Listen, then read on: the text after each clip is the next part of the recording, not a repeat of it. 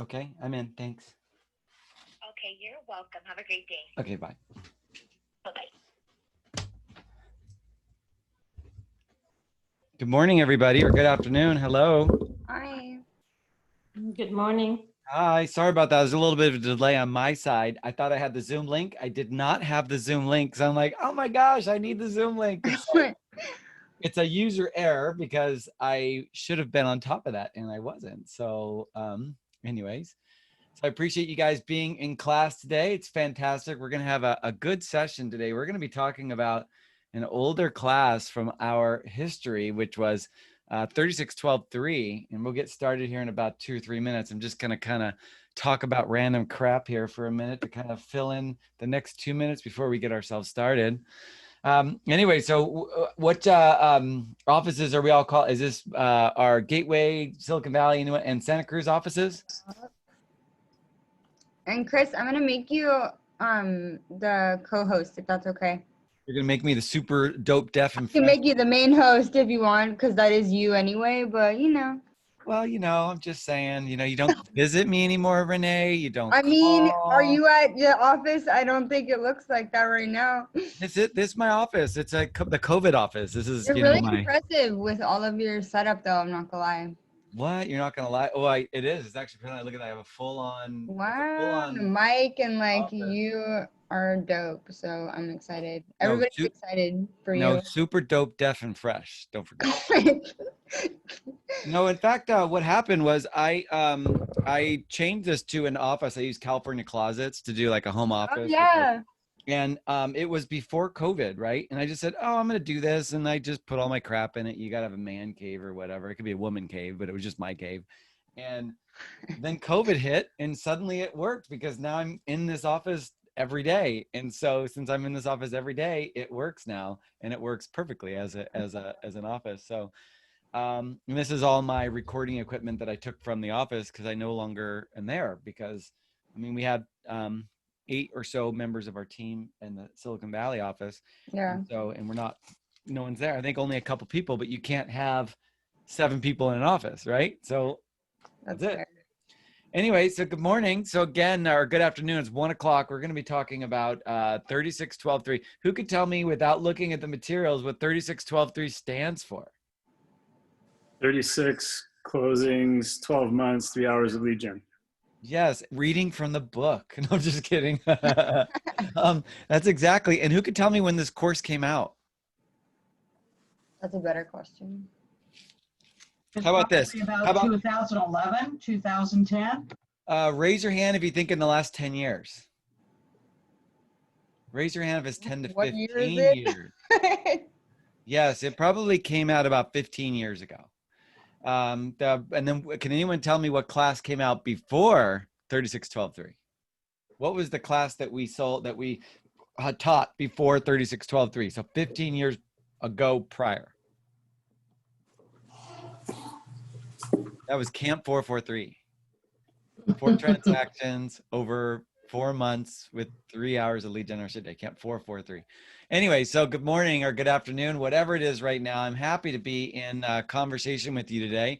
I'm going to look over, when I'm looking over here, I'm just looking at my screen to get myself queued up on, so I can start sharing my screen and make sure I'm not showing anything inappropriate. No, I don't have anything inappropriate. I have 3 kids. It is your home office, so. I know, but I do have 3 kids.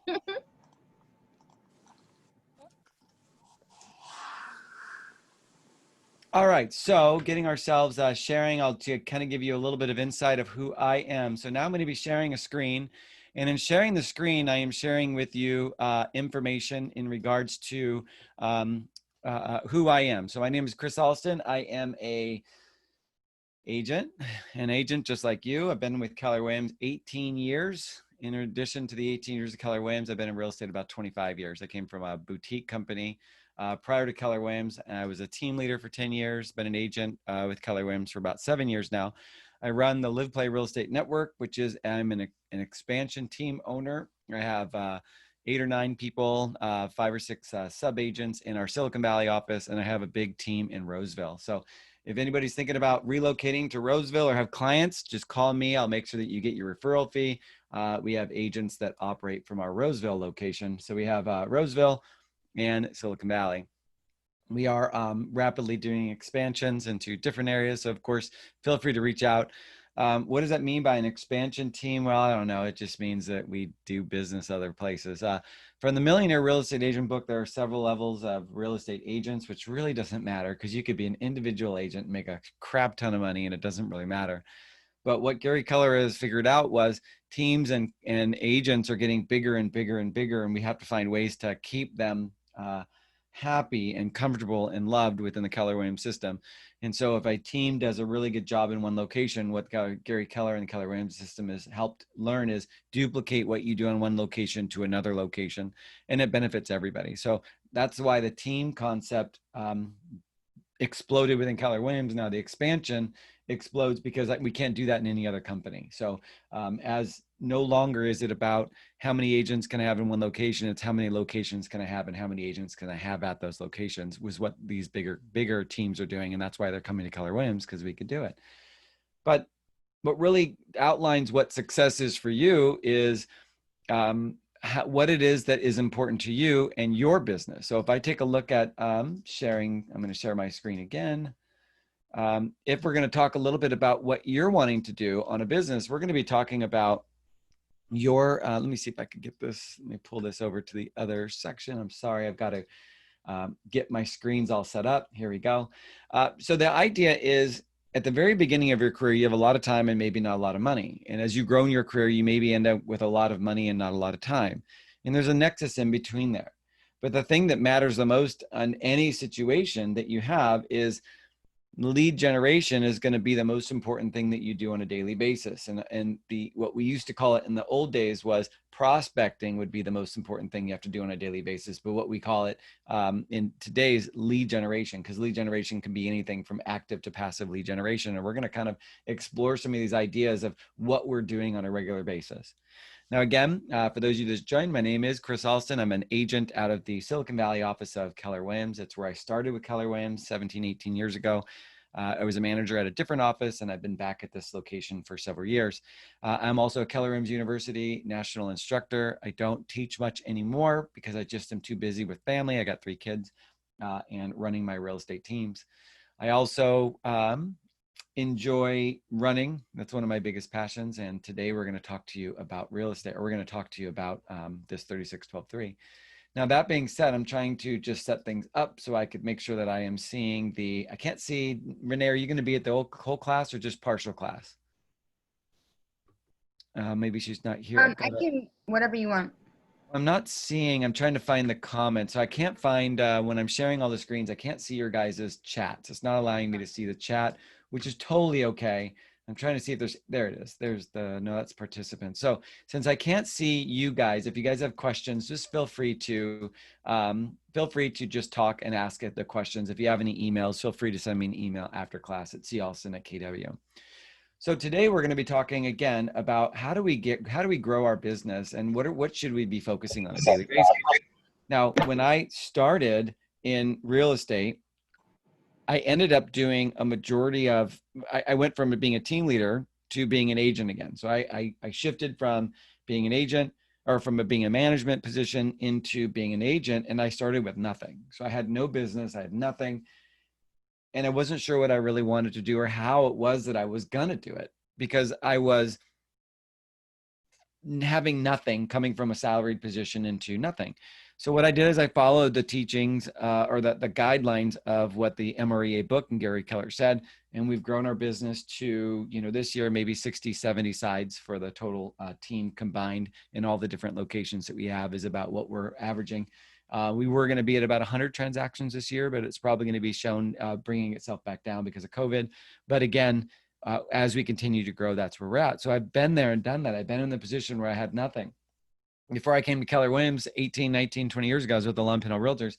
And I remember going to work and sitting on my computer all day and just playing a video game and coming home and telling my girlfriend, who became my wife, who now is maybe my ex-wife, long time ago, telling her, oh my God, it was such a busy day, but I really didn't do anything. I just went into work and I left because I didn't know what to do. They didn't teach me how to create and cultivate business. They may have taught me how to be a good contract writer, but our job isn't to be contract writers. Our job is to be We are salespeople who specialize in real estate. And that's our main job, is specializing in real estate. But if we have no clients, we're not, there's nothing, we have nothing. Our most important thing that we have to do on a daily basis is find people, as the shift book tells us here. Where is it? The shift book tells us, this is a different color, but I mean, shift book tells us specifically our success in real estate in a crazy market, a shifted market, a weird market, whatever market we're in right now, will be directly proportional to how many people that we can not only ask or talk to about real estate, but how many people have the ability to say yes or no, I do or do not want to work with you, if that's the idea. So being able to have someone ask, hey, do you want to work with me, is going to be great. But it's also how many people who have the opportunity to say yes or no is going to be more important in a shifted market. Not that we're in a shifted market right now. It's a weird market because inventory is so low. There's not as many buyers as normal, but inventory is so low that there's more buyers than sellers, right? So it's like the buyer count isn't crazy high. It's just inventory so low that it's created to be an off challenge, not everything selling. Plus you have all of these buyers who never would have been buyers before, because all these millennials that normally wanted to go on sabbaticals and go to find themselves in New Zealand looking for hobbits, or going up, spending a month on Europe, can't do that anymore.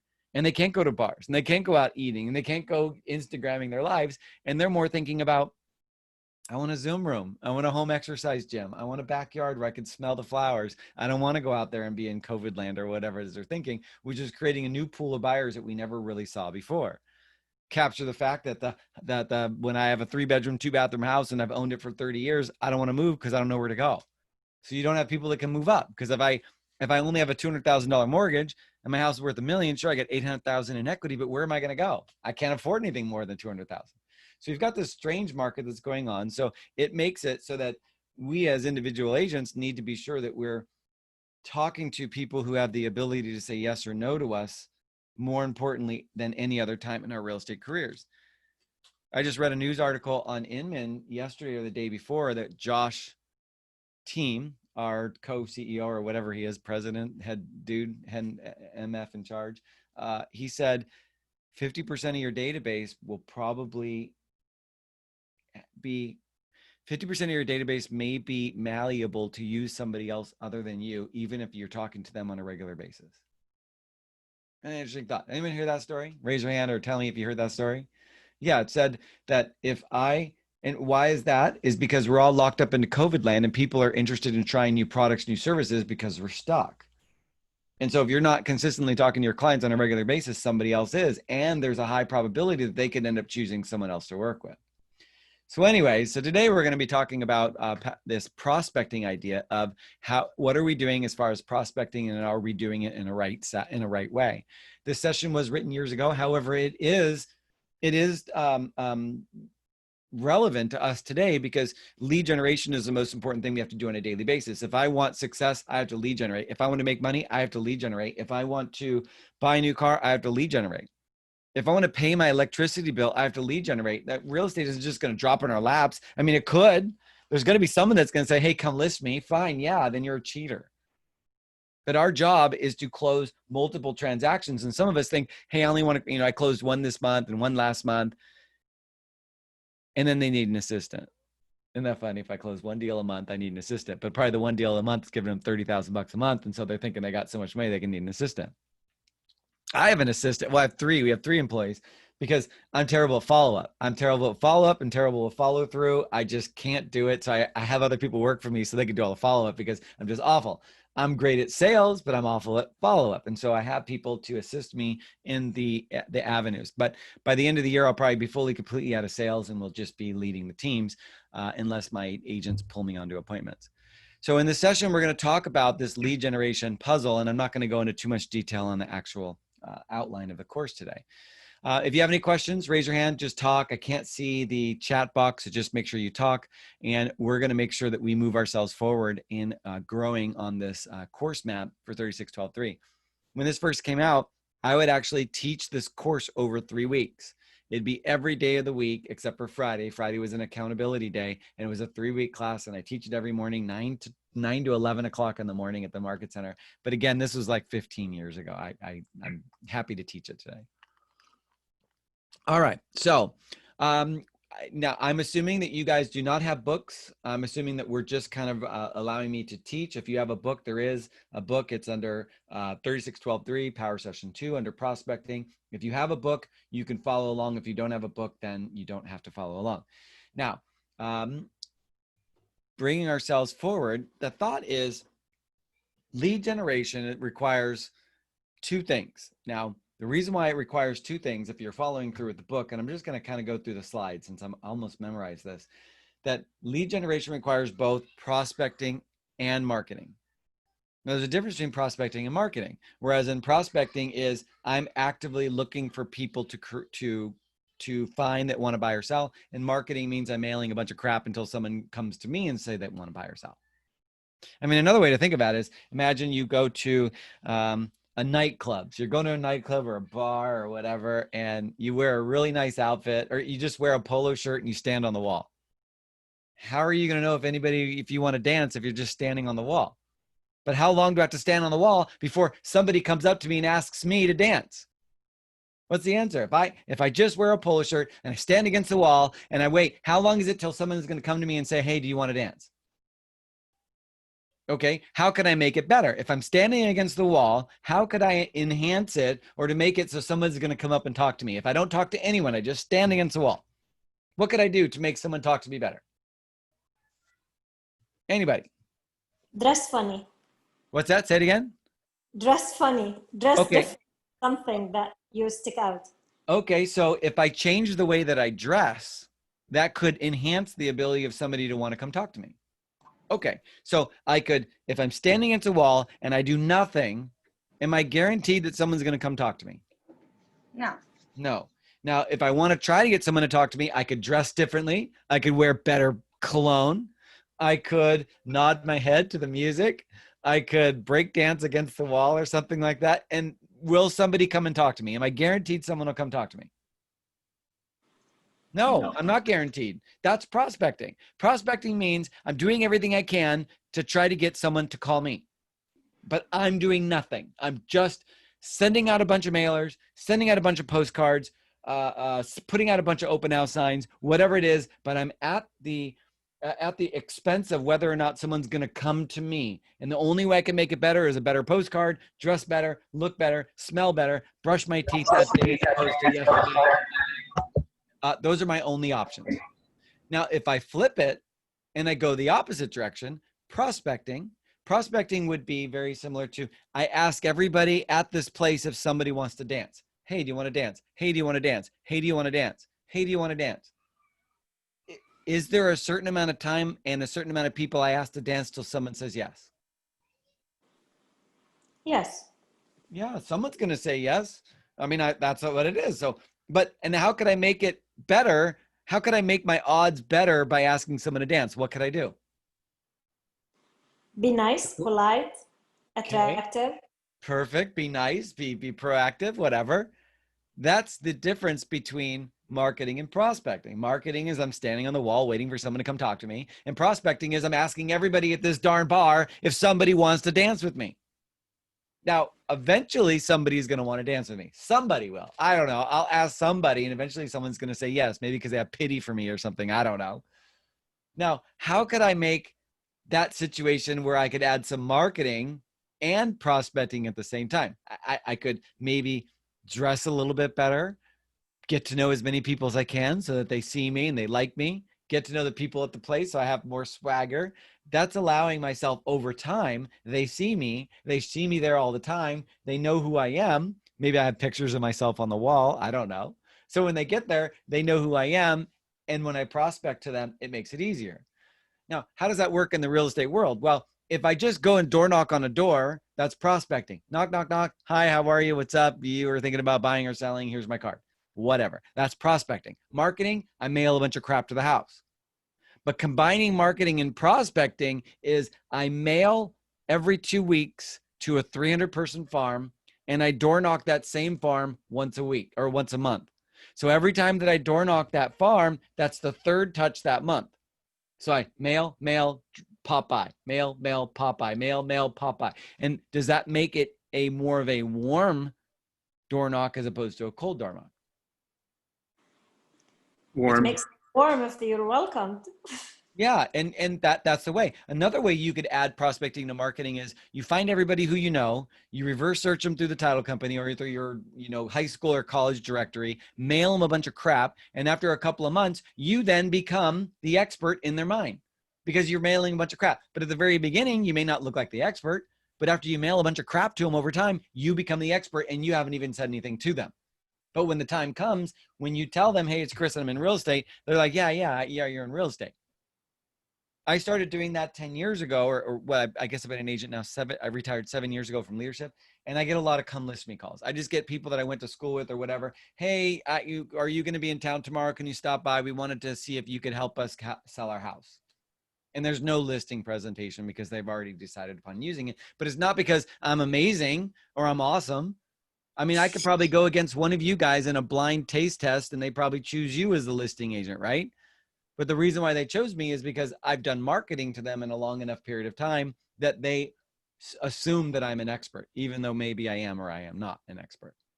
Because prospecting is seeking a lead and marketing is attracting the lead. And so we have to think about, I need to engage to find leads, which is the lifeblood of my real estate business. If I need money today, I need to prospect. If I need money tomorrow, I need to prospect. If I want money for Christmas, I need to prospect right now. Marketing is, I want to be able to create business for next year. I want to create business for the next 5 years. Marketing gives you longevity. Prospecting gives you the business today. And over time, they will end up connecting and working. People say, well, what do you do on a daily basis, Chris? How many leads or what kind of marketing and prospecting you do? Well, my team, we send out a monthly email or monthly mailer. I don't have one laying on my desk anywhere. We send a monthly mailer out from Michael Lewis Marketing Suite, right? Everybody knows Michael Lewis. We send it out. It's pretty cheap. Postcard. What do you write? I don't know. I just write a bunch of crap. I just write it doesn't matter what you send because Gary Keller comes back to that thought from this book, Millionaire Real Estate Agent. He says specifically, don't overthink what you send. Just send it. Don't think about what to send. Just send it. Because if you think about what you're sending, you'll never send it. And then once you grow your business and you start achieving a level of income, 3, 4, 5, 600,000, whatever it is amount you want to make, at that point, then you could start customizing what you're sending in order for it to be a clear message. But if you get stuck in thinking what I should send, you won't send anything at all. And my kid's screaming and one of my kids is screaming in the background. I got 3. If you just send postcards out to your clients, a lot of people think it's not going to work. Well, I send postcards out to my Met database. I do not have a farm. My Met database is all who I send the postcards out to, and it goes out every time one gets delivered. I send the next one out. Michael Lewis Marketing Suite. One of the biggest complaints people have is it takes so long for the mailers to get to where they need to go. Well, guess what? It's cheap. And all you got to do is, if Halloween's in 30 days, send it 3 weeks before Halloween. There, problem solved. Now, instead of waiting to try to think it's going to be mailed tomorrow, just start your mailers 1 month ahead. So we always wait. 1 month ahead, we get the mailer ready to go. 1 week after that, which is 3 weeks before we want it, we pay for it and get it delivered and it arrives on time. It's always a 3-week lead time and it's parcel. I mean, it's because it's bulk mail, right? I don't want to spend first class mail. We only do first class mail once a year, and that's on our Christmas cards. And because I want to be able to have the return postage to update my database to see if anybody has moved, right? Because if someone's moved, it'll go to the new location. But if they've moved and they haven't forwarded, it'll come back saying forwarding expired. Here's the address. They won't forward it, but they'll give you the address. All right. So they say, okay, I send out I send a monthly postcard, and I just write whatever I can think of at that moment on it. The next thing we send is a weekly email. Every Monday, we send a weekly email to the entire database and each of the names. So it's about maybe 6,000 emails go out every Monday morning. I know it seems like a lot, but we get about 1,000 opens and we don't get any more unsubscribes. So even if they delete it, they still see your line item in your email and then they delete it. Because how often do you get a Home Depot email? Every freaking day. How often do you get an email for Lowe's? Every freaking day. So I'm going to be that person that's going to send you crap every freaking week, not day. But it's okay. Some people will get annoyed. Some people will get annoyed. Oh, raise your hand. I have a question. Yeah. When you send that often, do people get desensitized to your mail? They don't give it as much attention anymore because you are so, you know, consistent on it and they just know what it is and they move on? Well, there's 2 points of clarity on that. Number one is, do they read the emails that we send them when it's a bunch of bull crap? Do they really read it? Sometimes. What I want them to see is my name on the tagline. If they hit delete, it's just creating top of mind presence. If we look at page 134, let me go back to it, 134 of the Millionaire Real Estate Agent there, it talks about mind share, why a client will think of you over someone else. And Gary Keller talks about every 17 or so days, you must be in the mind of your clients. Otherwise, they're forgetting you. So I need to be at top of mind. I need to touch them by my mail. I need to touch them by their email. And I only get out of what, 6,000, 5,000 emails, we only get maybe 2 or 3 unsubscribes a week. But we're adding 50 emails a week or 40 emails a week. So our database is growing bigger, and they may get desensitized, but when they need me, all they have to type in is Chris Alston into their email search box, and they've got me. Right, I'm right there. So don't overthink it. If you're annoyed by someone emailing you a lot, not everybody thinks that way. Not everybody's annoyed by their email. I get so much crap in my email, I hit delete. Doesn't even bother me. I figure, one of these days I'll unsubscribe to that shit, but I don't, right? I'll get around to it, but it doesn't bother me. So don't let your own personal opinion sway what you do with your database. And if the person doesn't like it, they'll unsubscribe, but they still love you. My barber unsubscribed from my emails. And I told him, the reason why I don't give you a big tip, because you unsubscribe from my emails, fool. So the idea is, and one of my friends who takes me, I have to go take her to lunch every 3 months, not anymore because of COVID. She unsubscribed from my email. I was mad. So I deleted her profile and put her back in and put her email back in and said, you're back on. If you're going to go to lunch with me, you got to get my emails. Just hit delete. She's like, okay. So don't worry about what the other person is thinking, because someone will get irritated. There'll be times where I'll teach a class back in the old days, 3,000 people in this class. It's amazing. And you have 2 people in the back say I was the worst teacher they've ever experienced in their life. So you have 3,000 love you, 2 people hate you. And on my plane ride back from Louisiana, what do you think I'm thinking about? The 3,000 that loved me, or the 2 people that hated me? The 2 people that hated me. And we don't think that way. Think about the 3,000 people that loved you. And that's a problem I find right now, is that too often there are 2 people that get mad about something and everyone changes everything about what they're doing because of the 2 people that got mad. Focus on the 3,000 that loved you and don't worry about the 2 people who didn't like you, because guess what? You don't like everybody you meet, do you? So not everybody's going to like you. It just is what it is. All right. So pulling ourselves back. So I do a weekly email, a monthly mailer. And then we call everybody once a quarter. So once every 3 months, you have to get a phone call. When you make a phone call, you send a personal note card. Personal note card. What is that? And let's see.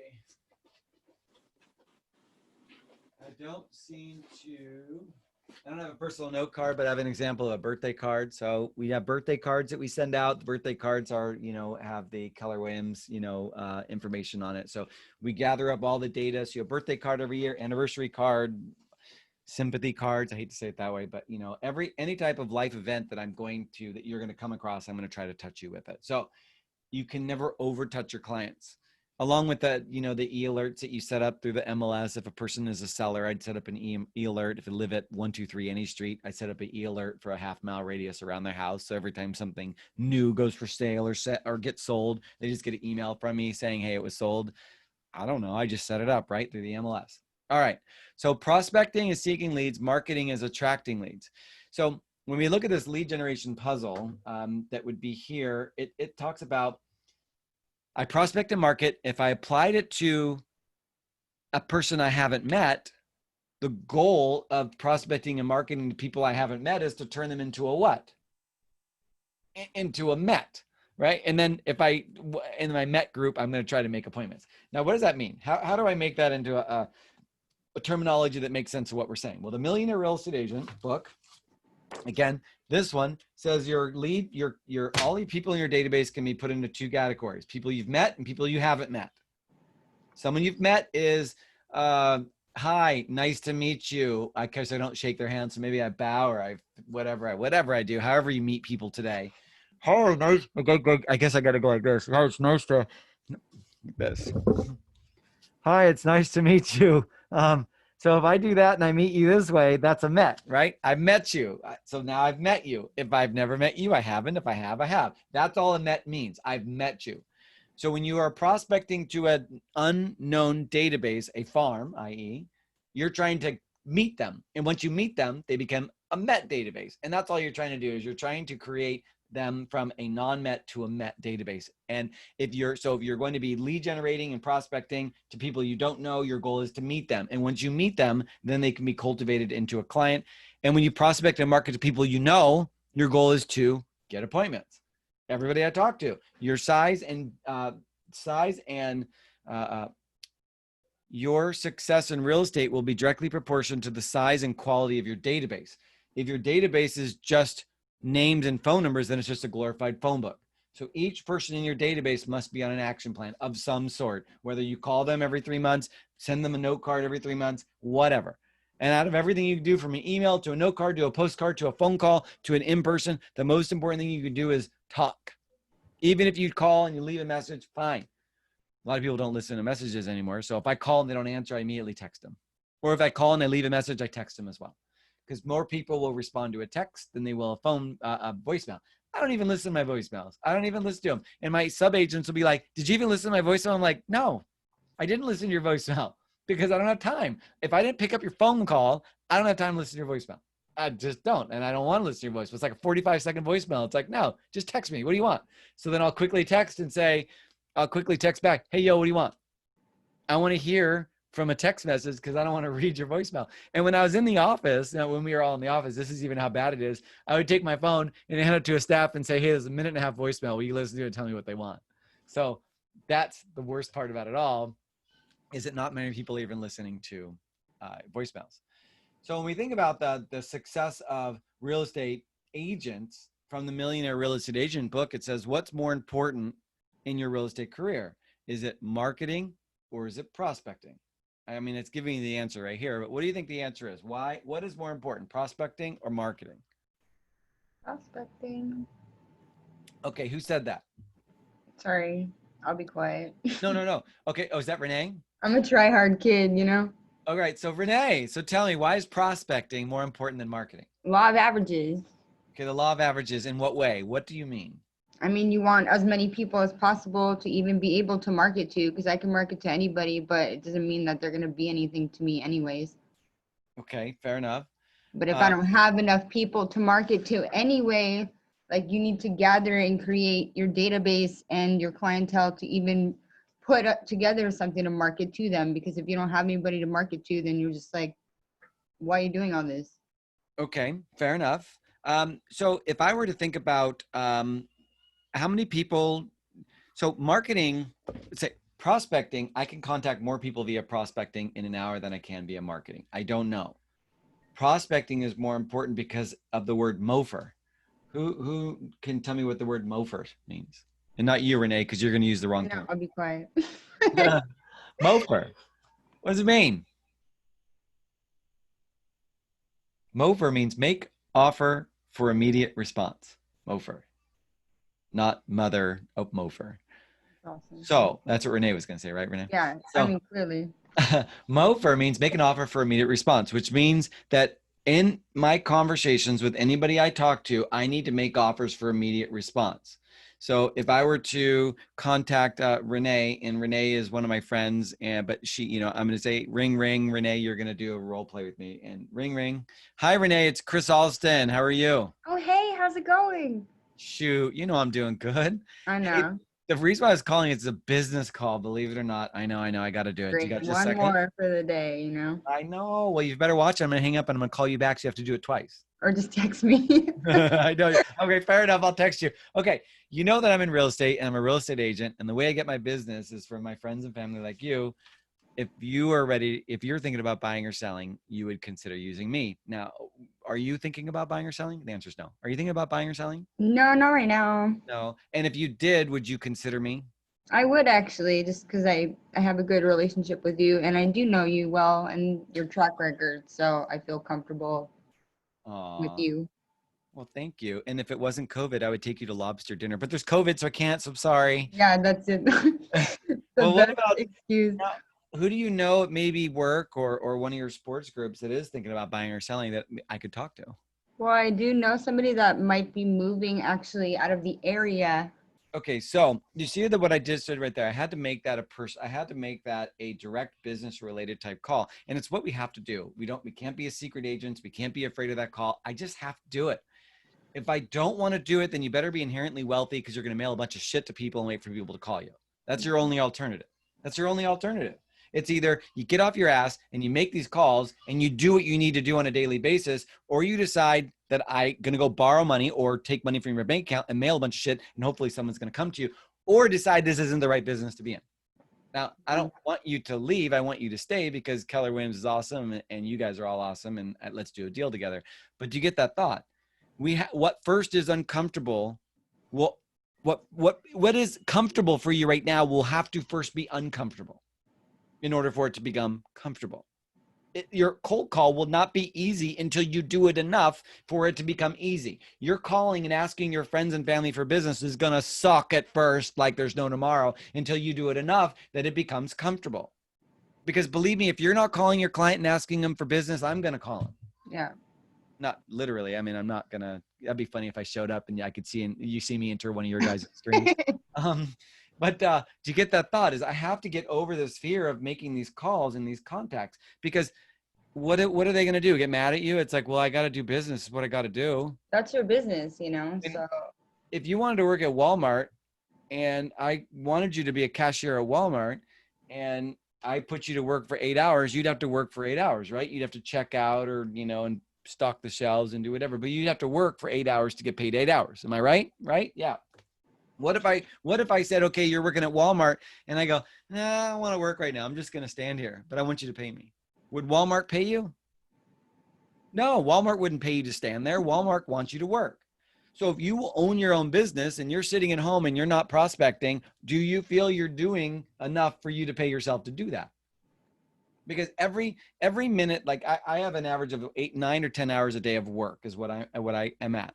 And when sometimes I get lost in la la land and I'm looking at buying shoes because I'm a runner. And so I'm always buying, new shoes all the time underneath my desk. I have like 10 pairs of running shoes. I run about an average of 45 miles a week. And sometimes I'll get lost in looking at running shoes and I go, oh, that's not worth it because that's on work time. I need to be doing things that could create income, because too often if you ask yourselves, what's a job? What creates a job? How do you create a business? You ask that to 9 politicians or 10 politicians, and 9 probably don't even know how to answer that question because they've been stuck in politics forever, that they forget how the real world runs, right? And how the real world runs when you create a business is I create a product or service for $5 and I could sell it to you for 10. That's how you create a job. That's it. I make a product that costs me $5 and I convince you to buy it for 10. And how much is my profit? $5 because I sold it. So us as business people, we have to think, am I providing a product or service with my time that is worth the time I'm spending? So if you want to make, there's 2,080 hours of work hours in a year, 2,080. So if I want to make 200,000, that means my hourly wage is $100,000. Is what I'm doing right now worth $100,000? Well, for me, it is. Teaching this class is worth it for me for $100. It costs $200 of my time. Well, we're probably at, our GCI is probably up over $1 million in GCI for the team. So we're probably looking at a very high number, a cost associated with being here. But what I'm encouraging you guys to do is don't forget about me. If you're relocating to Sacramento, feel free to contact my team, liveplayrealestate.com. We'll be happy to help you on the referral. That's why I teach, because it allows me to expand the referral partners to our Sacramento area. Okay. Good question. Yes. Have you seen, because you can't really meet with people anymore and you can't really send out like too much stuff other than virtually, or like, what is your social media presence? Like, has that increased? Like, what are you doing for that with business? Okay, so in Sacramento, everything's open. Yesterday, I went to a restaurant. No one wore a mask. If you wore a mask, they would look at you like you're weird. I ordered a beer, and everything was open, and it was really strange because I had my mask in my pocket. And I'm like, oh, do I wear it? What do I do? I don't even know. I feel weird. It was really weird. Because here, everywhere we go, we wear masks. All of my listing appointments are in person. I have not done a virtual listing appointment. We have 4 listings right now that 4 listings signed in the past week or so. All of them were done in person. But we use proper PPE. I put on the boots. I'll bring rubber gloves with me. Sometimes what's kind of funny is you put on a rubber glove and shake the client's hand, then take the glove off Oh my and then God. throw it away. So you at least get the feeling of a handshake. Oh, it sounds weird, but I don't know. I don't know how to not handshake. It's like and then like I was in Roseville yesterday. I saw Eric Bradley, Mm, and I've been friends for like 15 years. He's like, "Can I just give you a hug?" I'm like, "Yeah, you can." that's So it's awesome. like people are just missing. I just miss Contact. human to human contact. So better watch out, Renee. I might give you a hug. Okay. That's fine So with me, but so how are the social media presence? Yes, the social media presence is getting powerful, but also people are getting annoyed and irritated and I know, and tired that's of what I'm Facebook. wondering, like, what's your take on it, so to speak? And like, have you increased that for yourself and everybody, or I've increased more of the phone calls that I make because I find that the phone calls, the conversation, people are starving for yeah, talking to people because we're all cooped up and we're seeing the same people over and over. So we want to be true. around real people. Social media works, but it's a two-way street. If you post something, no one's going to talk about it unless you're talking to them. So you could make your own, Facebook rooms in order to put all your contacts into one, or groups and another contacts into another group. Not a group that they can see, just group it together. So when you click on it, you see the posts of your friends. So I'd say that social media presence has gotten bigger, but it's gotten more connected because people are now seeing through fake bullcrap, right? Like when I go onto Facebook, I don't want to see paid stuff. I don't want to see, you trying to sell, um, uh, um, oils or whatever. It's like, no, just stop. Just talk to me. Just Yeah. talk. Okay, let me keep going here. All you. right, so My last one, I'm sorry. Somebody asked me this recently too, for their listing presentation. Like, do you, for example, include marketing about like, how would I market your listing, let's say, if we weren't in a COVID situation, or do you include like, this is the PED that I'll have people sign, like I'm gonna like go out and protect your house and you and everything. Also, like, do you mention that stuff? that's a good question. I see. For those of you with your cameras on, raise your hand if you like this line that we should continue off topic a little bit, and I'm we'll talk a little sorry, bit about this. Is that okay? Raise your hand if it's okay if I continue this I'm way. raising my hand. Okay, fair enough. Okay, so all right. So when we're handling a listing presentation, a lot of the reason why a seller chooses you is done prior to them even calling you and asking you to come for the appointment. So if someone calls you and wants to have an appointment and you're going to be one of many, you may be just the third wheel that they're having you come out to decide that to validate the person who they're using, and you're going to go waste your hour and a half and you're not going to get the listing. So those are the hardest listings to get, is when there's multiple people and you're not the primary agent, because a lot of times they've already chosen the agent. They just want to validate the agent they're choosing by talking to you.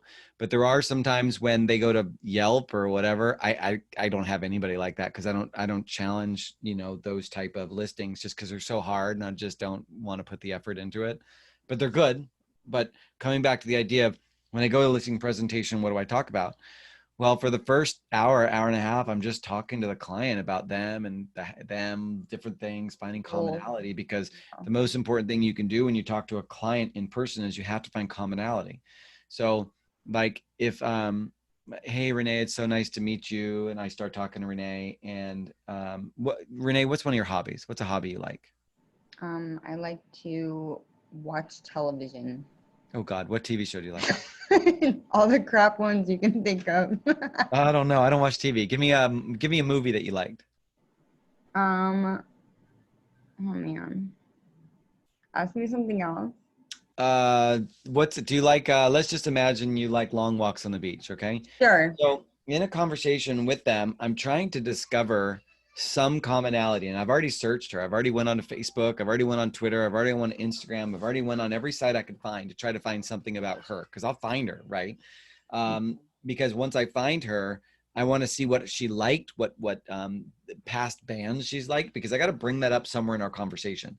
Like maybe she likes Van Halen, so I got to find a way to put that in there. Maybe Ooh. she likes fast cars. I got to put that in there. Maybe she likes different, like hiking. I got to find a way to do that. You But like remember, hiking. your story could never be bigger than theirs, because she says, oh my God, I love hiking. I go, oh, and she goes, yeah, I went on this long hike last week. It was like 4 miles.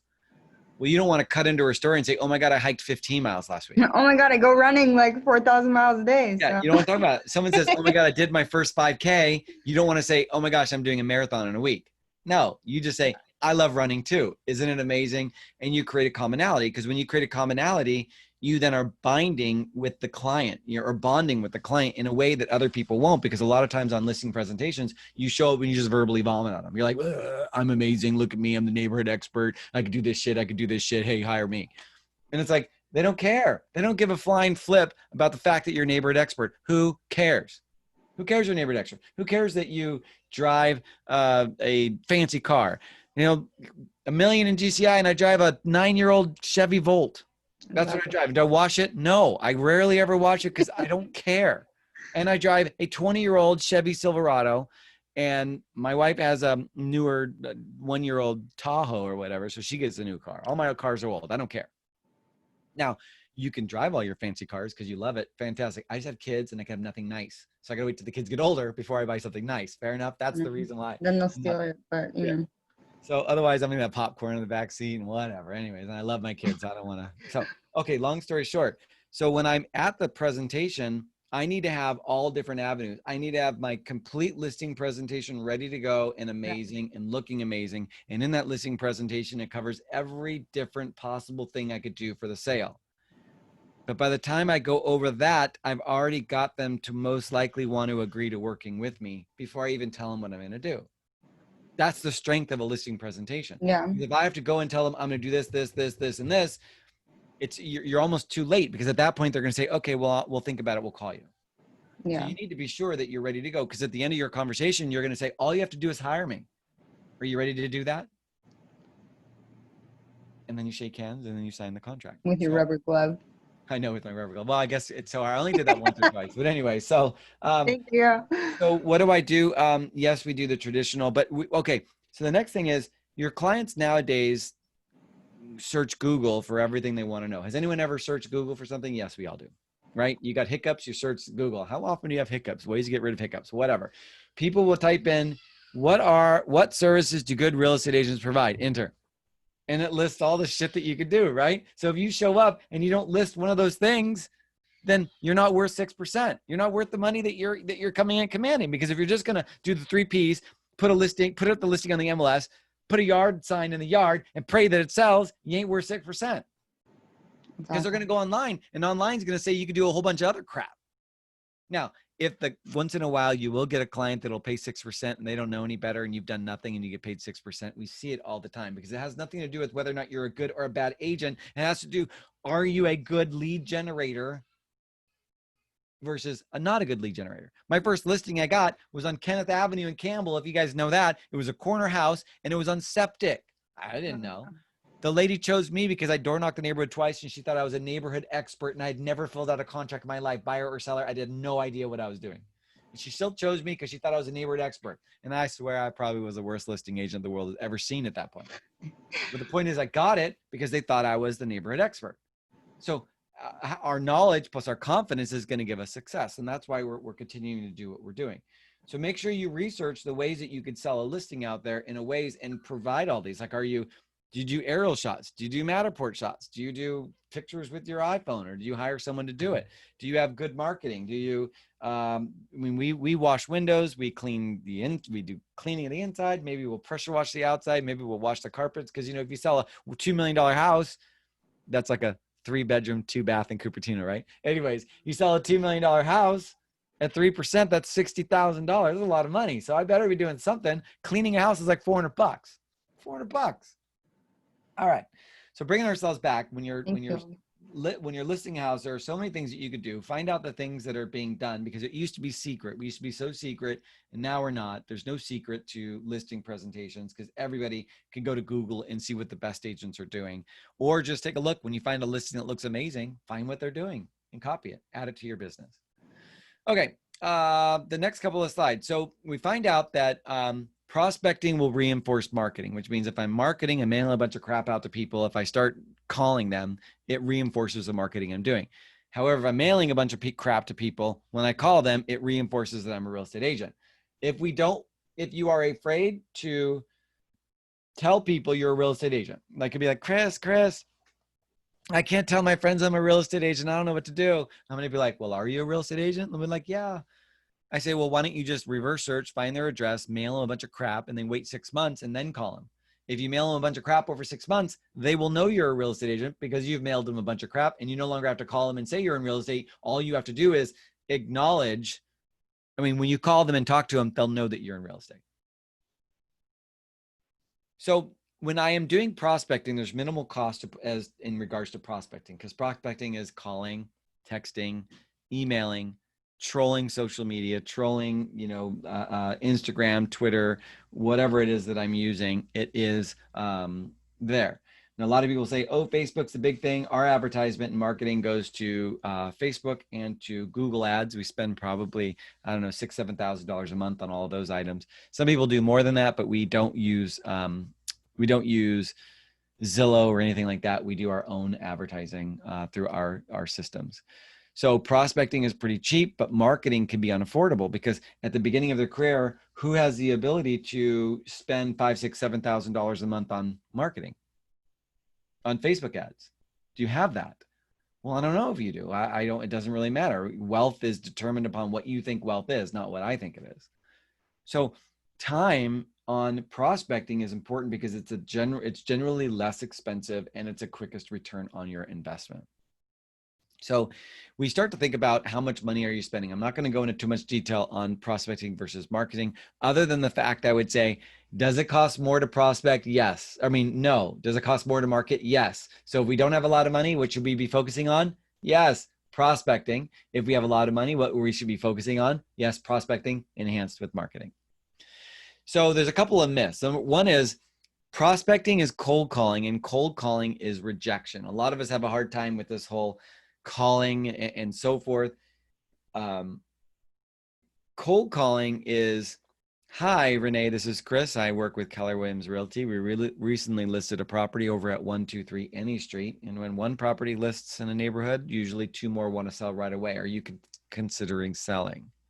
No? No, not right now. I'm sorry. Okay, thank you. Next call. Now, why does that work? Does cold calling work? Sometimes. Yeah, it could, because but what happens is a majority of the time that you call someone on a cold call, it's like, I'm a roofing company. Renee, I'm a roofing company. It's the middle of July. It's 110 degrees outside. Hi, Renee, it's Chris with XXX or triple R Roofing Company, and want to know if you need any roofing needs. I get a lot of solar calls here. No. So you just say, no, I don't need it because it's 110 degrees. Because it's 110 degrees outside. Yeah, and you really want to be on my roof right now? I don't need that. Okay, so, but if it's December and it's raining. I have a roof leak. That's crazy. You called. What good timing. Yep, there's a roof leak, and I call Renee. Hi, Renee. My name's Chris from our roofing. I was calling to see if you have any roofing needs. Yeah, it's surprising. We just sprung a leak last night. Okay, so that idea is cold calling is calling someone until you find the person that actually has a need, but it will take hundreds of people that you call till you find the person that has a need and they're accepting your call. So cold calling could work. It's cheap. It's an alternative, but that's not what we mean by prospecting. Prospecting is calling people who you know, because it's meeting people and building purposeful relationships and building a strong business relationship. I had a client, her name is Vanessa, and she called me, or I put her on my database, and I put her mom on my database. I went to elementary school with her at Eisenhower Elementary in Cupertino, Santa Clara, and she then emailed me and said, hey, Chris, you could take me off your mailer. You could save the paper. I don't need the paper. Don't worry. I know you're in real estate. So I'm like, what? Who she thinks she is? I was mad. I'm like, well, frick. 2-3 years later, I get a call from her just 2 weeks ago, and we just signed the listing for her mom's place. We'll sell it about 1.8 million, 2.5% to the list side, 5% commission on. So that's a lot of money. So even though she opted out of my direct mail, I still mailed to her mom. So her mom still got it. And I still emailed her and it still was a call. So even though the person said no, it didn't mean no, not you. It just meant no, not right now. I need to use that alternate source. So I still need to focus on mailing. I need to focus on emailing. I need to be focused on calling. So myth number 2, prospecting means contacting people you don't know. A lot of people think that's what I have to do. I have to cold call. I have to cold call everybody that I talk to in order to find someone that's ready to buy or sell. And that's not. Prospecting means contacting people you know as well as people you don't know. So who are people that I know? Who are people that I can call that I know? Family. Yell it out there. Who? Family members. Okay, family members. Somebody else. Who else can I call that I know? Friends. Friends. Okay, great. Who else? Your dentist.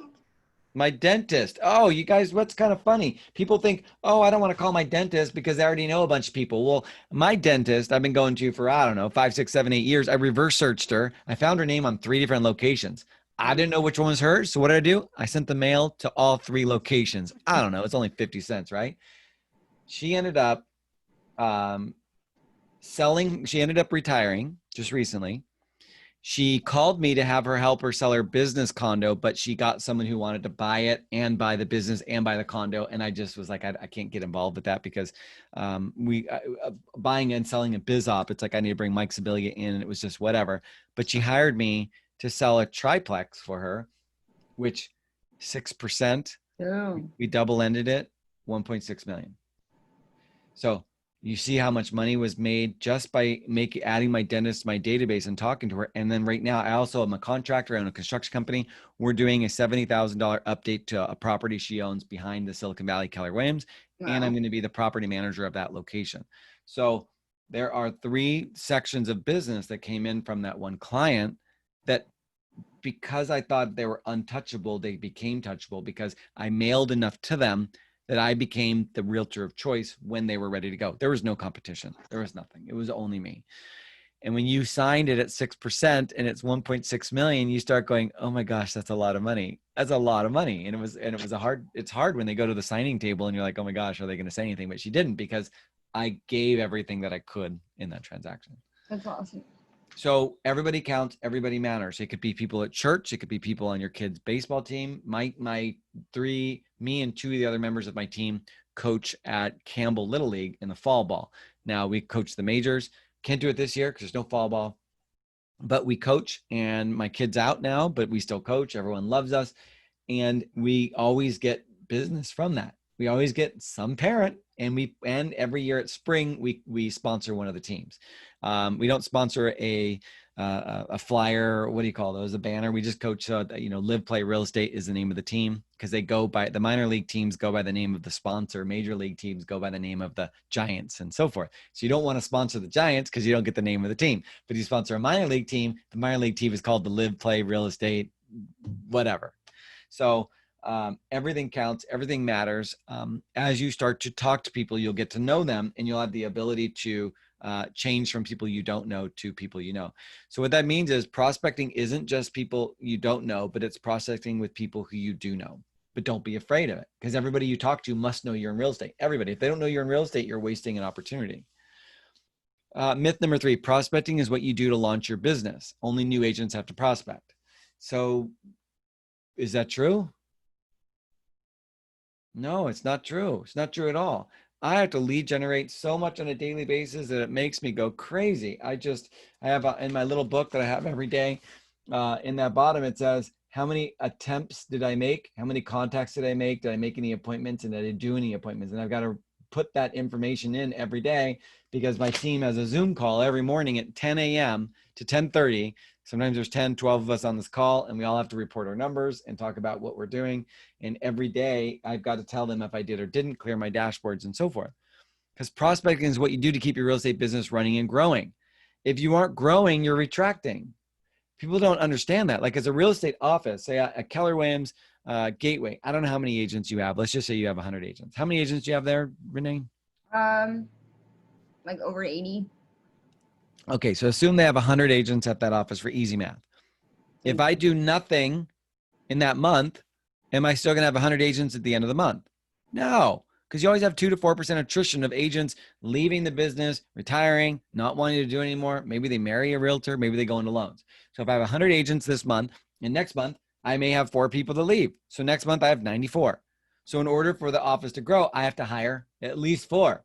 So if I hire 4 and 4 leave, my net's 100. It's the same thing with your database. If you have 1,000 people in your database, let's just say 100 for easy math. At the end of the year, do you still have 100 people in your database? No, you probably have 90, but you don't even know it because a few have bought with another real estate agent. A few got their real estate licenses. People hired, or maybe they married a realtor or they moved out of the area.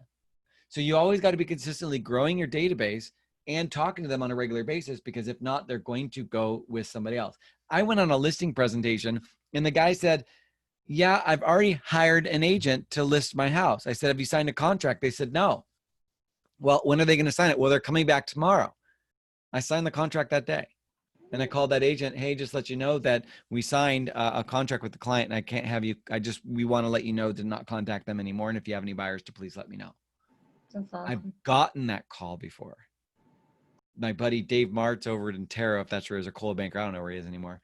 He called me up. Hey, this is Dave. I'm sorry to make this call, but I did sign the listing at that property over on 123 Any Street, and you know what that means. So yeah, sorry, man, but you can still buy me coffee, whatever, like a smart ass comment, because he's my friend, right? So, all right, next one up. Let's see, the next myth. If I think about the the idea behind this is an old stat, and the old stat says I can contact people and certain percentage of the people I talk to will have an agent. So we don't need to go into that. Okay. So if I look at going back to keeping it more relevant to today's day and age, in real estate, it shows that on that, again, going back to the millionaire real estate agent model on positioning, it says that 76% of agents, 76% of people can only think of one agent when they think of an agent to sell. 76%. 16% of the people out there consider 2 agents, and 8% consider everyone else. It's this little infographic right here. It's called the mind share of a seller. So it's saying that most of the time, a consumer can only think of one real estate agent because they're not advertised or marketed to every day on real estate agents like they are with Coke or Pepsi or Lay's chips or so forth. So our job in real estate is going to be to continue to prospect and talk to our clients to be sure that they think of us first and not somebody else. Now, what this slide is saying here that we're talking about, it says that this is old, but it's still relevant. A very low percentage of agents or buyers or sellers will use an agent who just calls them. In this case, 10 years or 15 years ago, it was 4% of consumers would just use the agent who calls them. So it's pretty relevant right now. If I call you out of the blue, cold call, would you end up using me? No, probably not. It's going to be a very small percentage of that. But it shows that a very high percentage of people will use an agent who referred them to me. So if I talk to Renee and I say, Renee, yo, what's up, dog? Do you want to buy or sell? She says, no. I say, do you know anybody that wants to buy or sell? She says, yes. Call my friend Joe. I call Joe. I say, hey, yo, Renee told me to give you a call, and Renee already told him I was going to call. There's a really high probability that they're going to use me because they feel comfortable from that warm referral. Now, what's interesting on this is it says use the same agent they used before. It's in the low 25%, which is true. Why is it that if I close a transaction with you today, if you're ready to go in 5 or 6 years, less than 0.25% of quarter of all the people out there will use me again? Why is that? Why won't they use me again? And that same survey says that they were highly satisfied with the agent. Even if you're highly satisfied with the agent, the probability of them choosing you again is really low. Why is that? Lack of follow-up. Lack of follow-up. That is it. That's it in a nutshell. It's because you forget to call. You close a transaction and you never call your client ever again. Yeah. And if you never call them ever again, why are they going to remember you? They'll remember they used an agent. I have a client who called and says, hey, I'm thinking about, we're looking at properties, blah, blah, blah. Can you help me? Whatever. And we were trying to figure out who the loan officer was. They love their loan officer, but we couldn't remember who it was. So I had to call one of the team members of the team says, hey, who was a loan officer for this transaction? We had to find it. We found out who it was, and none of us had talked to this loan officer in 5 years. So now we're not sure if they're going to use that loan officer. I don't really know, but the point is that out of sight, out of mind. All right, moving ourselves on. The other thing it says, now people will choose you based upon your prospecting. If you haven't met, 4% of people will choose you if you don't know them, 40% if you know them, and past customers 12 or 24. Okay, that's a confusing slide. Let's get out of the confusing stuff. Okay, prospecting is important because it's inexpensive and it yields immediate results, right? It's cheap. It's just phone calls. It's just emails. It's just texts. It is just social media. Do you buy like leads lists? No. Elaborate on leads list so I can help answer the question better. Well, for example, like Mojo, like you can buy like, let's say a zip code to prospect. Okay, Mojo Dialer, for those people who don't know, is a system, whether it's an app on my phone or an app on the, just a map on the phone, and you buy a list, and the list has 500 phone numbers, and it will ring phone numbers until it gets a live person, and then you pick up and you talk to the live person. You could have 2 phone lines ringing at the same time, and when a live person comes, it comes. You could have, when someone doesn't answer, it'll automatically leave a message. So you could buy lists, or you could preload your own lists into Mojo Dialer as well. Yeah, that's just an example. Like when you use. No, we have our databases. So you can do that, but what our agents on our team do is they use the Mojo Dialer, where they'll, lump in 100 of their contacts and sit down for 2 hours and, bum rush, 100 contacts within 30 minutes in order to try and find people. So, okay. Prospecting puts you in control of filling your pipeline of leads. When you think small, you think, okay, I got 1 transaction, I close it, then I go out and prospect, I get another transaction, I close it. That is puts you on a roller coaster. That puts you on where you have business and then you don't have business. You do have business, you don't have business. So you need to protect your lead generation time by lead generating on such a regular basis so that you're always consistently getting business. You should always have things going on. So if you protect your 2 or 3 hours of lead generation a day, it should result in a high number of business for you on a regular basis. The more you talk to people about real estate, it increases your skill and your confidence. You could give me any script or dialogue about anything, and I would be able to give you a pretty good response. So if anybody wants to challenge me with a script or dialogue or a question as an agent, feel free to, I'll give you 1 minute to think about it by the end of the slide. Raise your hand or tell me, and throw me the objection, and I'll tell you an answer to the objection. That comes with confidence. That comes with skill. You don't gain confidence and skill by just studying from a book. You have to get out there and do what it is that you're saying to get better at it. That's why people are interested in like debates amongst candidates, and you can't just show up and think you're going to be great. You have to go and study, because you never know what's going to hit you, because you could always tell if someone doesn't study, because then they're not going to be really good at a debate. The fourth, it yields quality leads, which yield quality leads. What does that mean? Well, if I'm marketing, I don't know if people are going to call, but if I'm consistently calling people to try to get business and talking to people, that could generate leads, and it could generate them wanting to refer me potential buyers or sellers. And it also keeps me in direct contact with the market and protects against market shifts. Now, what that means is if I'm talking to people on a daily basis, I know their feeling of how they feel about the market, which I do. I read probably 15, 16 different websites every day, and then I share that information with my team. Make sure if you are reading news and websites, you choose from all different points of view. You can't pigeonhole yourself with certain websites, because it may alienate yourself within the clientele. I know the election's coming up. It's bitterly contested, but nationally it's a 50-50. Half the people like one candidate, half the people like the other candidate. So you're going to assume that your database is going to have the same thing.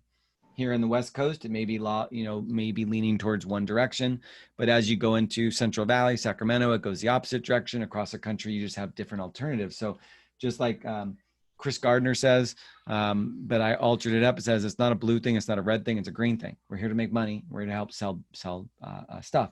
So if you pull data from websites that would be considered conservative, make sure you pull information from websites that would be considered liberal, so that you're able to kind of get in between both. So don't just pull from one website as opposed to all websites.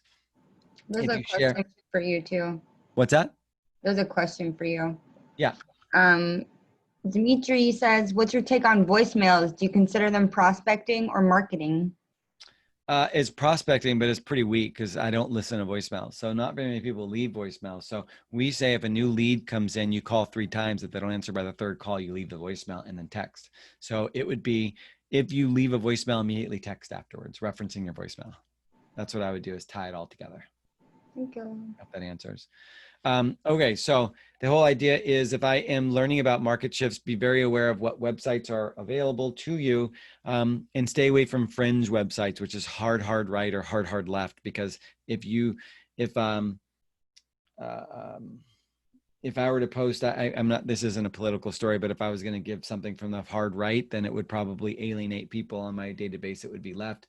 If it went hard left, it would alienate people on the right. And I don't want to do that. I'm not into this for politics. I'm here to help you sell your house. I'm here to make money. I'm here to move on to the next transaction. I don't want to convince you of anything, because nothing I can say is going to change your mind about anything.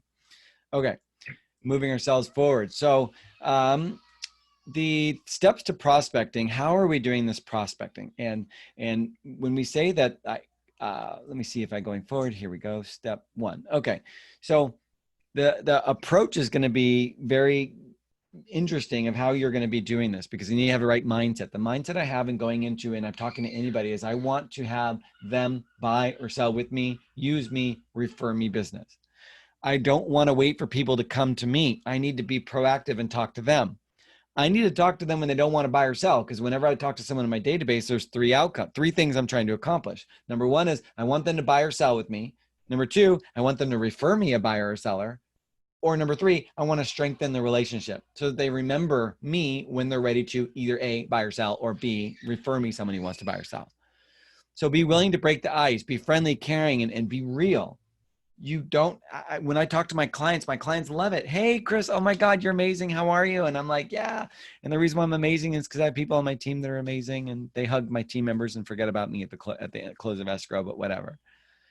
Be curious about them and their concerns. Be ready to give feedback, be confident, and be ready to connect. If someone in somewhere says something about real estate, are you ready to talk? A lot of times I hear from agents that they are afraid of the answer yes. We're afraid of no, right? We don't want to hear the word no. No, I don't want to use you. So we get, sad and upset and frustrated or whatever, that someone's going to say no to us. But some of us are also afraid of the word yes. If someone says, yes, I want to work with you, now we go, I don't know what to do now. Is anyone afraid of the word yes? Well, I guess we're all afraid. I was afraid of the word yes. Suddenly back that person who wanted me to list their house, and I'm like, oh crap, what do I do now? I didn't know how to do it. And I worked at a Lampanel, and nobody was nice to me there. Everyone hated, it was so awful. Oh, it was awful. Not that it's way now. That was so long ago. That could be a great company now, but I got a bunch of listings, had 4 listings right, in the first month or 2, and nobody wanted to talk to anymore because I thought I was a little piece of shit because I got 4 listings. Who does he think he has that he has 4 listings and whatever? It's really weird. I was young. All right. So number 2 is connect, come from contribution. When you're coming from contribution, let me pull up onto my guide on the other side. Let's see, page 33. When you're coming from contribution, what does that mean? What do I mean by coming from contribution? It means that when you come from contribution, you always have a purpose for doing whatever it is that you're doing. If you're knocking on doors, sending out mailers, calling people, you're really saying is, I can help you get what you want. Because a talker will talk. A giver will listen. A talker will withhold information. A giver will offer the information. When I go on the listing presentations, I give them everything even before they sign. I will bring my design team out to the property to share with them what it would take to get the property ready to sell before they even sign. My team will show a client property before they're pre-approved once, knowing that they're not pre-approved. Now, we always hear, don't ever show anybody that's not pre-approved. Well, guess what? In the days of COVID, you can't meet anybody anyway. So if you have an opportunity to meet them, you have an opportunity for them to choose you, only you, know you, like you, expand the conversation and find out. Now, it doesn't mean go show them today, tomorrow, and the next day. It means you go show them 1 or 2 houses. That's it. It's only an hour out of your day. What else do you freaking have to do today? Might as well. You're talking to somebody. Talkers respond when they're ready, but givers respond quickly. Talkers expect you to follow them, and givers offer guidance. talkers or takers will wing it. And as a giver, we want you to give service. We don't want you, or we want you to prepare. We don't want you to wing it. There are so many times as an agent, I would wing it and it wouldn't work. And I know that. That's my problem with my personality style is on the DISC personality profile, I have no C and I have no S, which means I wing everything. I talk the biggest talk, but you get me and another person like me in a room will come up with the best ideas on how to solve world hunger and have world peace, but we'll never do it. Dimitri is saying, what about the people who want you to show and write offers on houses that they surely can't afford? We still have to do it once. We still say go once, and you have them. We've been doing a lot of scripts and dialogues on that a lot lately, and I think it's great that you're looking at those properties over here in Los Gatos because some of them are pretty amazing. We did meet with the lender, and the lender pre-approved us for the $800,000 price point, which means that this neighborhood isn't within our price point. Our price point is in the neighborhood of South San Jose or whatever, right? Our neighborhood is whatever price is Almaden, is Blossom Hill, is Cambrian. Would you like for me to set up the search in Cambrian so we can see properties that we can manage? Or are we wanting to look at these properties just to see the way that people in Los Gatos have set up their properties? Mm-hmm. So sometimes it's good to maybe just go once, but you need to have a come to Jesus conversation with them and let them know that this neighborhood isn't within our price point. The homes in this neighborhood are selling at or above list price, and we're at the 800,000, but this neighborhood is at 1.1. So we're not going to be able to get into any of the houses in this neighborhood. Can I show you neighborhoods that you could manage to see if this is something that we'd be interested in? So that would be the point, is if they're continuing looking, you have to shut them down, because who has time for that? Who has time to show property to someone who isn't realistic? One time is okay, but more than one time, it's not. How you can be curious is the Ford technique. What does Ford stand for, everyone? The Ford technique is family, occupation, recreation, dreams. You're trying to find a way to connect with them on something. And when you talk to them, be curious, find out about their family. Don't ask them if they're married. Like if you're a dude and you're like, hey, so are you married? No, you don't talk about that. I don't even think you can ask if you're married. That may be a housing violation. I don't know. Please talk to Mike. He's our broker. He'll answer that question for you. But I'd say, are there any other parties that would be purchasing or living with you? Right? I didn't say, are you married? You know? I mean, I might say, are you single? No, I mean, I guess that's okay, but you get what I'm saying. You're not going to want to do that. You don't want to violate any terms. Hey, two of you guys are in the same room now. Look at that. Two of you guys are in the same room. What's up with that? Oh my God. Right? Anyway, so it'd be funny if Renee comes and sits down next to me. She's like, what's up, everybody? All right. So ways to be curious, make sure you use the family, occupation, recreation, dreams, find out those things as you're continuing to talk to your clients. So when you are thinking about asking, how do I ask for the business? And many agents are very successful at approaching and connecting with people. They may have gotten into the business because they enjoyed this aspect so much. However, it's the asking which is critical. So we are sometimes afraid to ask. I don't know why. I mean, I know that everybody, if you say you're not afraid to ask, you're lying. Because it's like it's the go or go home time. It's the money question. It's asking, sign the listing, press hard. There's 3 copies. It's asking them to work with you. It's asking them to write the offer. It's asking them all those sorts of things. It's hard. I'm telling you, I feel it too. Every listing appointment I go on is with 2 people, sometimes 3. Okay. People ask, what do you do? I go with 2 people every time, myself and my business partner, Hannah Isaka. I'm not sure if you know her. She's my business partner. Oh, wait, now we got 2 screens sharing the same thing. Look at that. You should put the screens to face each other and you have another dimension. Anyways, so I go on the listing appointments with 2 people. Why? Because remember, I'm awful at the follow through. So I need someone to be there with me. So, and I could hear her facial expressions and her breathing when it comes down to commissions and when it comes to signing contract, because she will not let me leave that appointment until I ask for the business. And I know that I'm going to be stuck. So I could feel it. And I'm thinking, I got to ask the question. And finally I go, will you? And they go, yeah, then we'll sign right now. Press hard. There's 3 copies. Yeah. Right. So, well, I really need to think about it. Well, that's great. Well, since we're both here, 2 minds think better than one. What did you want to think about? Ooh. So I don't have really that much. I don't really have that much time. I know, neither do I. So we can, if you can hire us now, we can get going and get things moving along. Because the hardest part about selling your house is trying to get all this stuff together. And by working with us, we're going to get everything lined up and get your timelines ready to go. In fact, we'll have those ready for you tomorrow. All you have to do is hire us. Are you ready? I gotta ask, right? I gotta ask. If I don't ask, why are we doing this? And it's the hardest thing to do. The best thing you can do is just keep asking. You'll get easier and easier and easier. Quote, are you or someone you know thinking of buying, selling, or investing in real estate in the near future? Might as well ask, what do you have to lose? When you talk to someone who is not interested in buying or selling right now, if they know someone that's thinking about buying or selling. So and some of the things that you can think of, let me, I'm going to search on my desktop real quick to see if I have something. I apologize for, I don't know where I would put it. Here it is. Okay, I'm going to go to this. I'm going to de-share my screen and then share it again. So hold on. I got to find it though. Come on. Where's the share screen button? Here it is. Okay, it's off share. Stop share.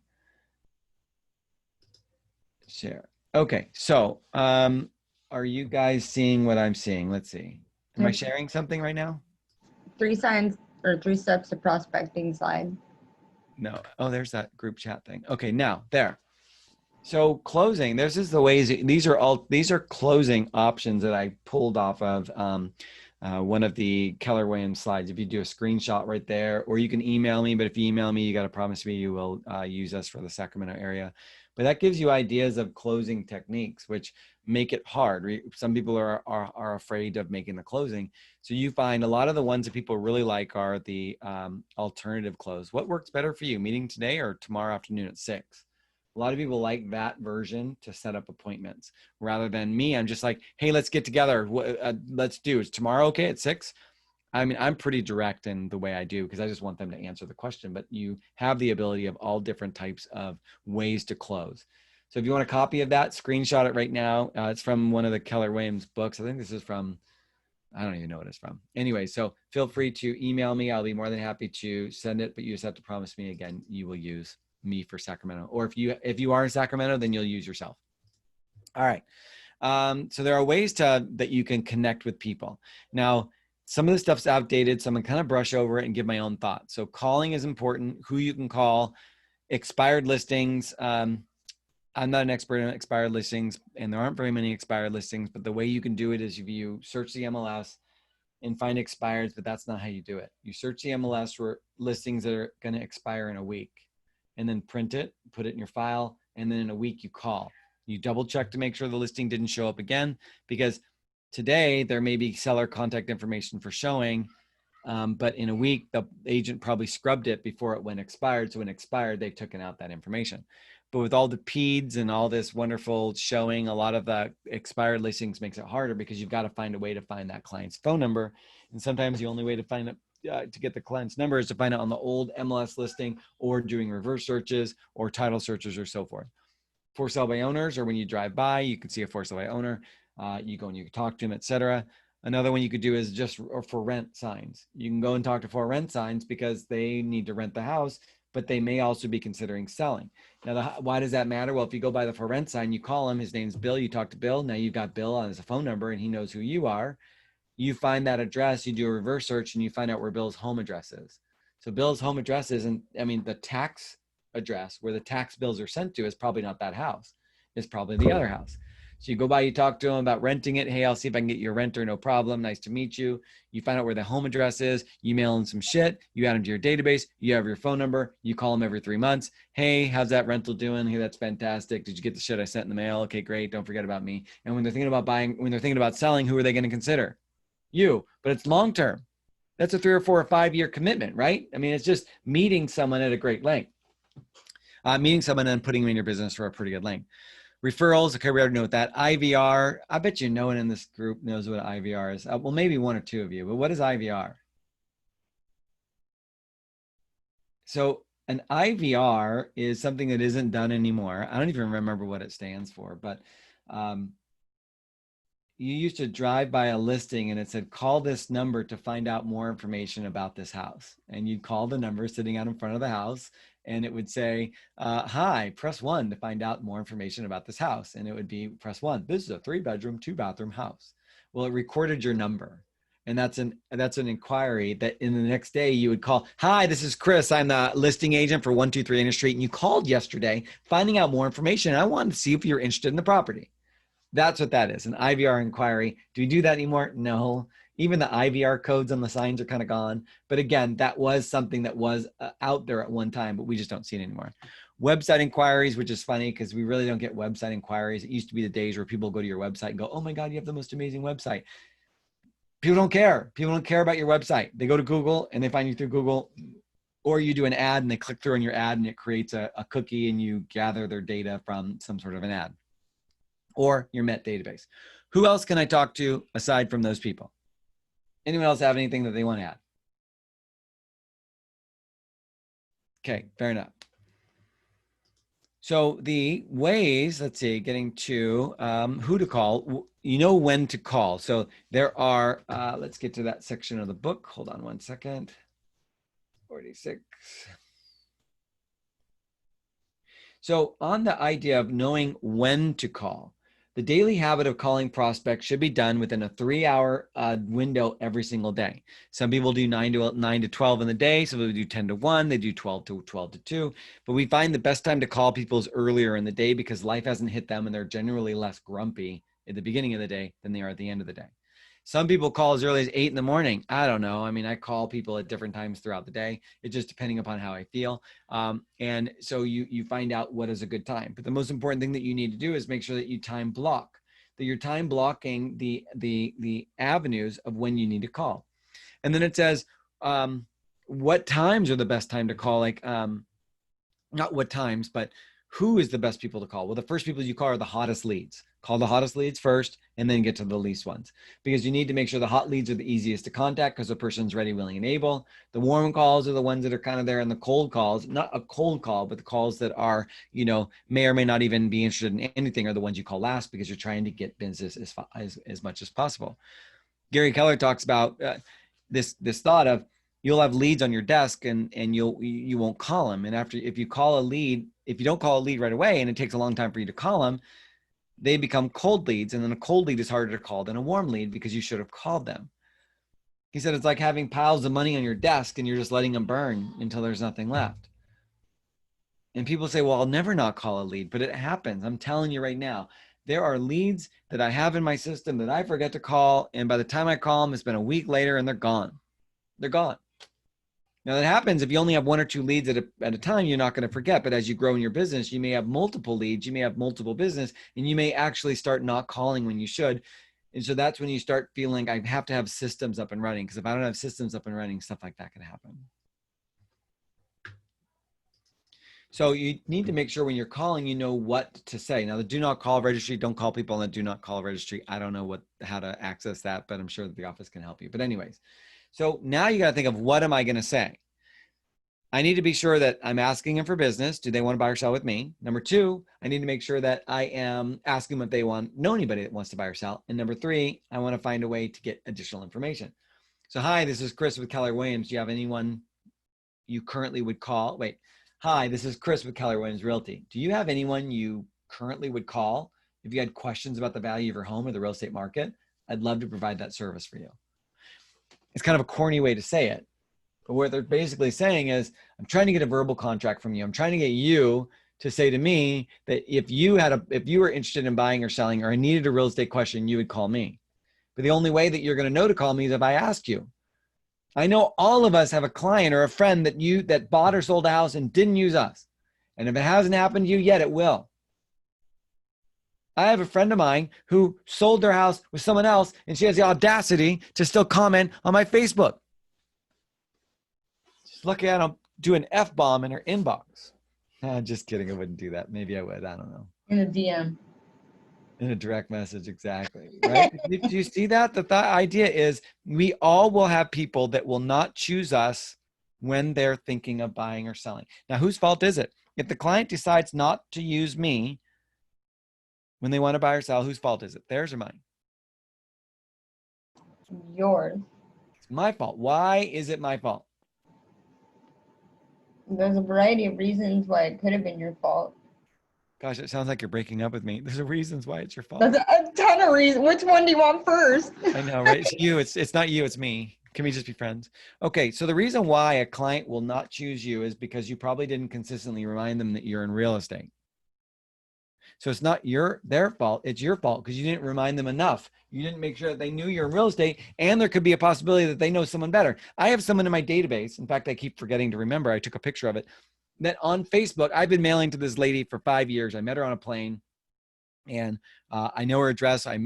We talked to her. I helped her out with, real estate related questions over the years. But, over the last 2 or 3 years, I kind of lost contact with her. But I still mail her a bunch of crap.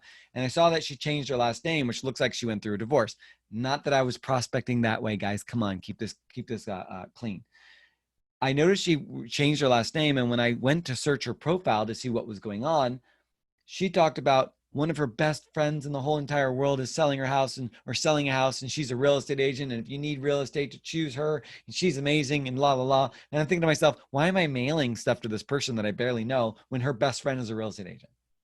So that's an example of someone in your database that will eventually no longer, no matter what you do, will be influential. So that person, I keep forgetting, I took a picture of her with my phone. I need to take her off the database because I don't want to mail to her anymore, because why waste 50 cents, $6 a year on mailing to someone that I'll never end up nothing. I haven't talked to her in so many years. So anyways, so we need to make sure that when we talk to the people in our database, that we talk to them about real estate. If I don't ever talk to them about real estate, just like her, someone else would be more important to her. Because I was that real estate agent at one time. I would call her every 3 months, but I just stopped calling.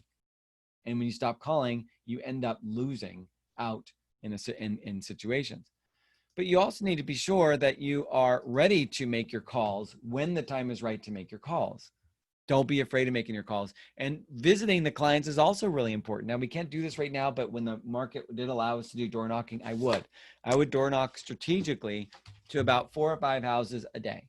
Now, it wasn't that I was going on one street and knocking 5 and leaving, but that's the idea. I would strategically door knock people within my database in a geographical area. If I wanted to go to South San Jose, I'd go to 5 houses in South San Jose, knock, knock, knock, knock, knock, to 5 different random places. It took about an hour to get through it, but that was my lead generation.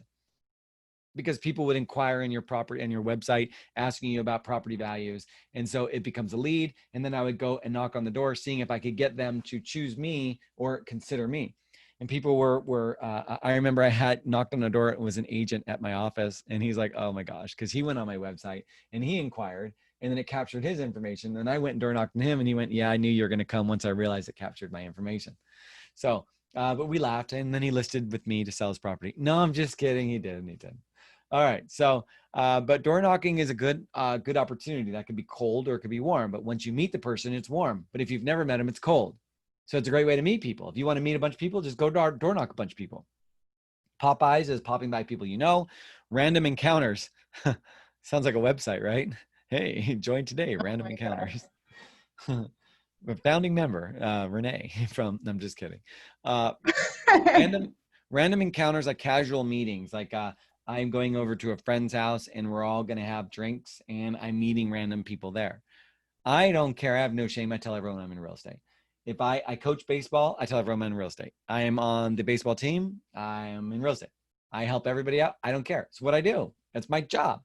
And if you don't like it, there's going to be someone who doesn't, but I don't care. While I whistle to the bank and deposit my check, I don't care what you're saying to me, because that $20,000 check matters more than you rolling your eyes at the fact that I helped someone else buy or sell a house. I don't care. So when we're visiting people, we can visit for sale by owners. We already know that. Expired listings, we talked about that. Residents of the geographical farm, that's what I'm farming. Apartment dwellers, but that's weird, because if I door knock apartment dwellers, the on-site property manager is going to get mad at me because I'm trying to pull people out of that apartment to go buy, giving vacancies. So door knocking apartments is hard. Plus, the real listings are gifts from the real estate gods, not buyers. Because a listing will give me buyers. A buyer doesn't give me another buyer. A buyer just adds people to my database.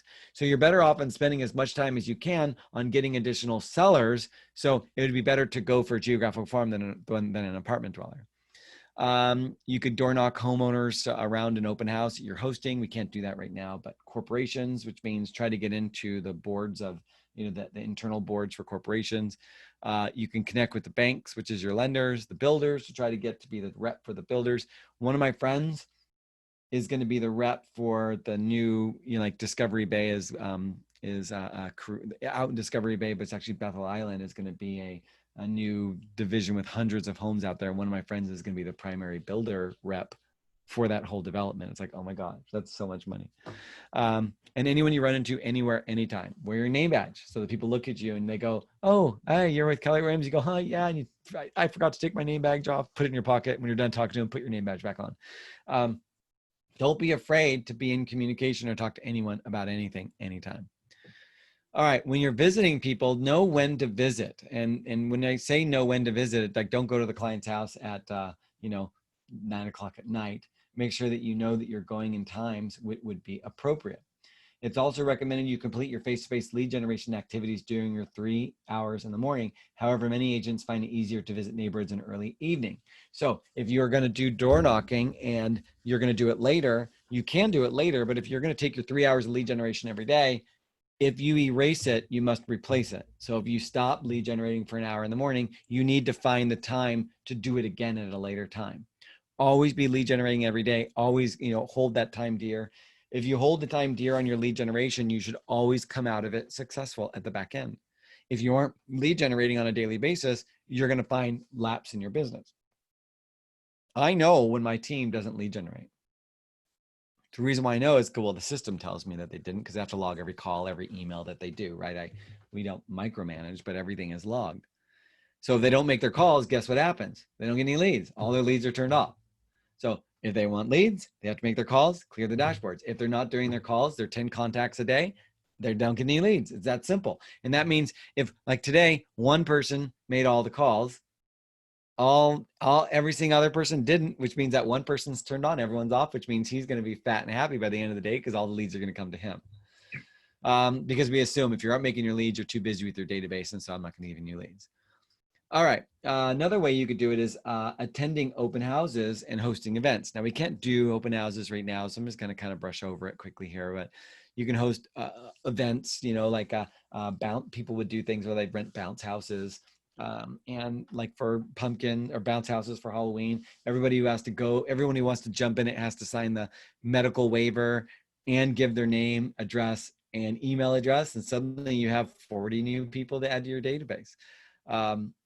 Customer appreciation parties, like renting out, movie theaters, having parties, having seminars at the office to teach certain products or services, teaching classes, doing community events. All those items are things that could be done if you're trying to connect. So, okay, so this mindset that we have, let's get this mindset, because a lot of us have, we're always dealing with our drunk monkeys, our inner demons. And with these inner demons, the reality to overcoming it is the thick skin, fearlessness expected in salespeople is more fiction than fact. It turns out that many people are struggling with a bone-shaking fear of prospecting.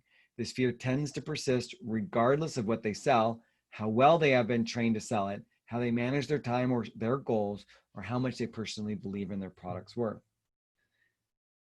Do you guys have a fear of prospecting as well? Anybody have a fear they want to just share? Like, yeah, I mean, I don't like it when people call me, so I sometimes don't feel like people want me to call them. Is that why you never, Sarah, is that why you never pick up the phone when I call you? Probably. Straight up rejection, but I keep calling though. Yeah. I've resorted to texting. Have you seen the texting lately? But I do respond to text too, and I have noticed that with some people, but I definitely have a fear of calling people, Okay. And what is the reason why you have a fear of calling? What are you afraid of? Oh, just like earlier you said, rejection. Okay, so the fear of rejection of somebody saying no? Yeah, because I mean, why do you want to hear someone say no? Okay, so right. But the idea is when we hear the word no, it doesn't mean no, not you. It means what? No, not right now. It means no, not right now. And in real estate, we have to get through enough no's before we get to a yes. It's just a byproduct of our job. And when we start thinking about the word no, doesn't mean no, not you. It starts meaning no, not now. It makes prospecting get a little bit easier. But believe me, before you make your first call, I have a fear. I don't want to hear rejection. Yeah.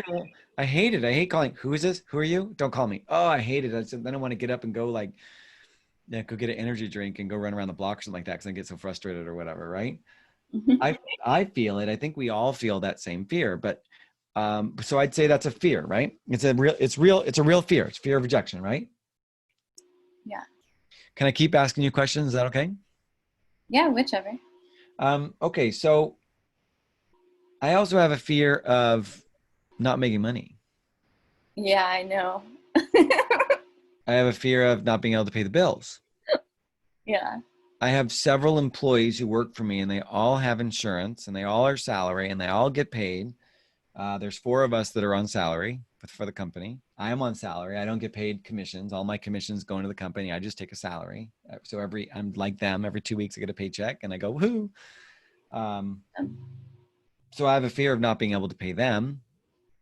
I have a fear of not being able to pay the bills, not being able to provide for a family, not being able to provide for myself. And that fear is a bigger, stronger fear than a fear of calling someone. Yeah.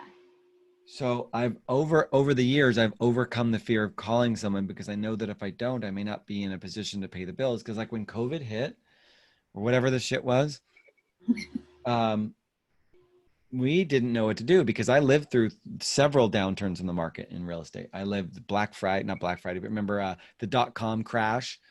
Then it came back, then it crashed again. I went through that. Then everything came back, and then the housing crash happened, and then it came back, and this is happening. So I've been through so many, and every time it happens, I hear Gary Keller get up on stage and say, "Well, the truth is," well, he'd have a mustache, so it would look kind of like this, right? Take this and. So the truth is, what you have to do is you got to be real. You got to take advantage, or actually, that sounds like Mar Willis. You have to take charge of your lead generation, which means you have to go back into sales, which I was teetering out on sales, but I had to come back in, and you need to cut expenses. So at that point, we cut every single expense we could because I didn't want to fire anybody because my employees were amazing, right? We applied for PPP loans, EIDL loans. We did everything. Everyone hunkered down. We didn't let anyone go. Everyone survived.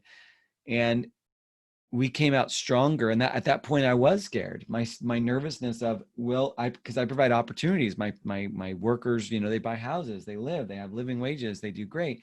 I was afraid. And that fear got me to working 10, 12, 14 hours a day because it was go or go home time. And that fear overcame the fear of being afraid to call. So sometimes we have to figure out what fear is bigger, the fear of not having success in real estate or the fear of what someone's going to think when we call. And when you blend those two together, it makes you make that call. Now, the first call is harder. The second call is a little bit easier. The third call becomes a little bit easier, but I did hunker down. And this year, 2020, will be the best year we've had as a real estate company for me in my career, is this year. Wow, that's great. In this last 6 months, we may have, 20 million, 25 million in business or something like that just in the past 6 months alone, 30, I think it's almost 30. And we were able to create enough reserves in our accounts that we could make no money for a year and all employees would still be hired and all lead generation would still happen. So I told the team we weren't going to, the reason I went on salary and I'm not taking any money is because I needed to make sure that the company had enough for 1 year of operating expenses. So if the market went to hell in a handbasket, we could still go. So Sarah, that fear catapulted into crazy success where we hired, I think 3 more buyer's agents in one location, a bunch more buyer's agents and expanded into Roseville, all within the COVID downturn. So, and right now we're still continuing to expand. We're just growing. We have unlimited, ability to add additional members to different expansion locations. So do you think that you, Sarah, could visualize something that would be scarier than making a call and feeling rejection? Yeah. You think that could help in making that call, knowing that, no, it's not you, it's just not now. And another way you could do it is you mail the people a bunch of shit. And once you mail them a bunch of stuff, they know that you're in real estate and it's a warm call all the time. So if you don't want to call your clients, Just go go prospect, go make a bunch of money, and just mail a bunch of stuff to them. Because if you mail a bunch of stuff to your friends, it will work in time, and you never have to call them because they're getting your mailers. So either make a lot of money to mail a bunch of stuff or just hunker down and make those calls. So that mindset, so thank you for letting me ask you a couple questions there, Sarah. So that the research confirms that many real estate agents experience fear or anxiety about making contact with other people, particularly people they do not know. But also, if I call, another fear we have is if I call, so Sarah's my friend, I'm like, hey, yo, what's up, dog? What's going on? Yo, hey, I'm in real estate. Okay, well, don't forget about me. I'm going to call you and just make sure you don't forget about me. And she says, okay, yeah, please call me. Like, oh my God. And then I'm supposed to call her in 3 months and I don't. And I wait 12 months. Now, is that a harder call when I was supposed to call you in 3 months and now it's been 12 months than calling a cold call? Yeah. Yeah, calling a cold call is easier than calling the person you're supposed to call 3 months later and you hadn't. It's been a year. So that's another reason why we have to have systems in place so that we stay in touch with our clients so that we don't have that fear. Because you could be talking to someone about real estate a lot and then you stop calling them for 9 months and now you're like, oh my God, what should I do? That's why it's so important to us to have their databases and so forth. So our mindset is really powerful, getting ourselves together. Now, getting comfortable with making contact. Have you ever had someone call you to ask you if you wanted your windows washed and you're kind of annoyed and you hung up on them, but you didn't because you didn't. But by the next time they called and you needed your windows washed, you're happy they're there and they called. It's the same thing about the roof. They may be annoyed with you calling this time, but if you mail them a few letters and you talk to them and you call them again, they're less likely to be annoyed with you. It's the weirdest thing. They may be annoyed the first time. The next time you called, they're less likely. And the more you call, the less likely they're annoyed because now you've actually become friendly with them. Yeah. So over time, it's something that is important. When I was a recruiter, I remember I kept trying to call this agent, join me, join Keller Williams, join Keller Williams. I never met the dude in my life. Never met him in my life. I only talked to him on the phone. And I ran into someone else and they said, yeah, I ran into this person. And they said, yeah, I don't want to go anywhere. But if I ever go anywhere, I'm going to go work with Chris at Keller Williams. And I never met the dude, but I just mailed him a bunch of crap and talked to him all the time and I never interviewed him. Then when it came time to interview him, I didn't want to work him for me. So I didn't try and pursue him. But to get the idea is if we do a good enough job of talking to our clients on a regular basis, they're going to choose us. They're not even going to consider anybody else. Some people do affirmations in the morning to say, I am going to be great. I am wonderful. I don't know how to do affirmations. So I'm not going to teach you affirmations because it would be fake because I don't know how to do them. But if you want to learn affirmations and ways to do it, there are wonderful bold laws and there are ways to do it. In fact, Renee's really good at affirmations. So she'll help you with affirmations. So the main thing that you want to focus on every day is focusing on 3 hours a day of lead generation, time block it, which means if you have 9 to 12, just time block it and work every day. I make all of my agents get on my phone call at 10 o'clock in the morning, 10 to 10:30. I don't care what you're doing. You have to be on this call every day. So time block what it is that you do. So when you are thinking of that, you have to think of how am I going to allowing myself growth? How am I becoming even better? On my, I always have this open when I'm teaching my agents and understanding different aspects. I go to this book. You also need to think of other things that you want to be better at. If you want to be good at training dogs, you get books and you learn about training dogs, right? And you consistently give yourself information every day. I watch webinars every day. So every day I'm trying to be involved in real estate every day in some form or fashion. A lot of what I do when I'm trying to learn about real estate, let me get you an example. So if I I'm going to unshare my screen again. I'm sorry for this, but it will come back up in just a second. Where's the share? Here we go. Stop share. Okay, share the screen. And okay, so I'm showing you a website right here. So I have a little section called Real Estate News. And when I pull it up, I open up all the real estate news in a tab. I use Safari, but it pulls up every possible website that I could find related to real estate news. And when I get up in the morning at 5 a.m. in the morning, I drink my coffee and I just read the news until I find something of interest. I choose all different websites. I choose this one's Fox News, this one's CNN Business. This one is Barron's, but Barron's is behind a paywall, so you really can only read the news, the headline. The Mercury News is also behind a paywall, so you can't get to them unless you pay for it. Inman News, I learned a little bit more about Inman News, but that's also behind a paywall, but I pay for this one because this is all real estate related. Keller Williams always has a discount for us every year, so I use their discount. Forbes magazine, RIS Media, Rasmussen polls. The reason why I mentioned Rasmussen polls is because they survey potential voters, and I like to see where people are standing on different aspects of potential voters, not just what people think, but people actually go to the polls and vote. I look at Gallup polls to see is there anything that they're trending, because I need to know what the latest things that people are concerned or upset about. Because if I'm going to talk to my clients, I need to know if they bring up a subject, like say, wearing a mask, okay? Whether it's right or wrong, I'm not debating anything. But if you know that if they come at you, if they want to wear one, or if they come at you that they don't want to wear one, you'll know what side of the aisle they're on, so you can not get involved because you don't want to contradict whatever they say. Everything is political now. It is freaking crazy. And we just have to walk the line, help them buy, help them sell, because if they're really thinking about one thing, there's nothing you can say that'll change whatever their mindset is.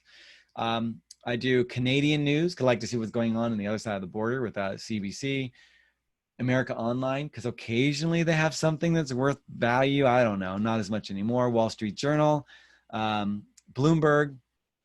I try to find out the Hollywood Reporter, because I like to know, is there anyone cool that's doing anything that's fun that I should, share with people on my database.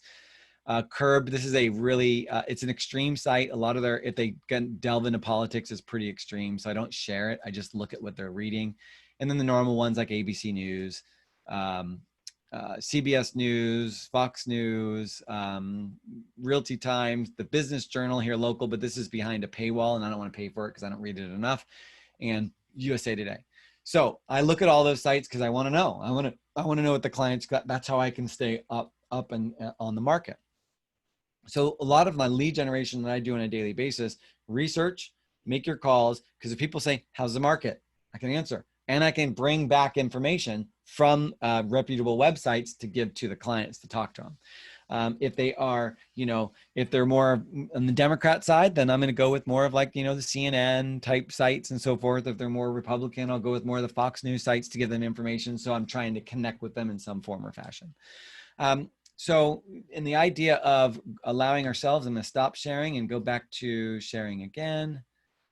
Let's see, stop share. Let's get back to where we are at. I'm going to share this one.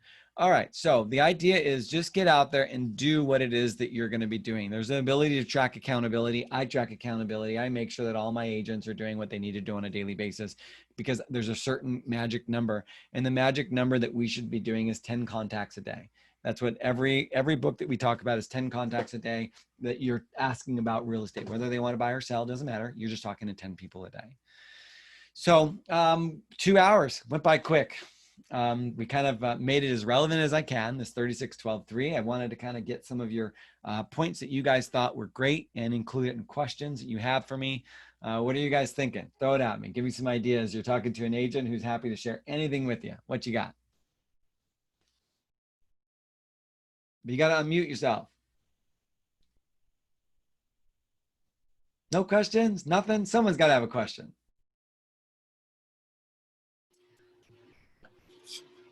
Do you guys design your own weekly emails that you send out every Monday? Oh, that's a great question. No, we don't. I subscribe to a service that writes a bunch of BS, and I just send it out once a week. That's cool. Yep. And because again, it actually, to even be fairer, I use Boomtown system, and I have my brother's an agent. I allow him to use my Boomtown system back end to do whatever he wants to put his clients in, to put his leads in, whatever. And in return, he gives me access to his the website that gives me all the bull crap that you can send out, and I send it. So it's a reciprocation. You find ways to save money. I saved it. He pays for it. I steal it, but I give him whatever he wants out of my database. No problem. So you found, Yep. do you plan out, like you do a lot of touches with your clients over and above the phone calls? Do you have like Mondays that you do something, Tuesdays you do something, Wednesdays you do something? That's great. Yeah, good question. And the touches that I do isn't weird. I promise. It's not weird. Did I say weird? No, I'm kidding. It's appropriate touches. I promise. Okay. But I'm inappropriate myself. So, okay. Yes, Mondays, we send them email out to everybody in the database on Mondays. And everybody's mailer goes out in their name. So mine goes to my name, and all the sub-agents goes in their name. And then daily, every day, 10 contacts per day, no problem. And that's it. So the only thing we do is every Monday is a mailer. Every day is 10 contacts.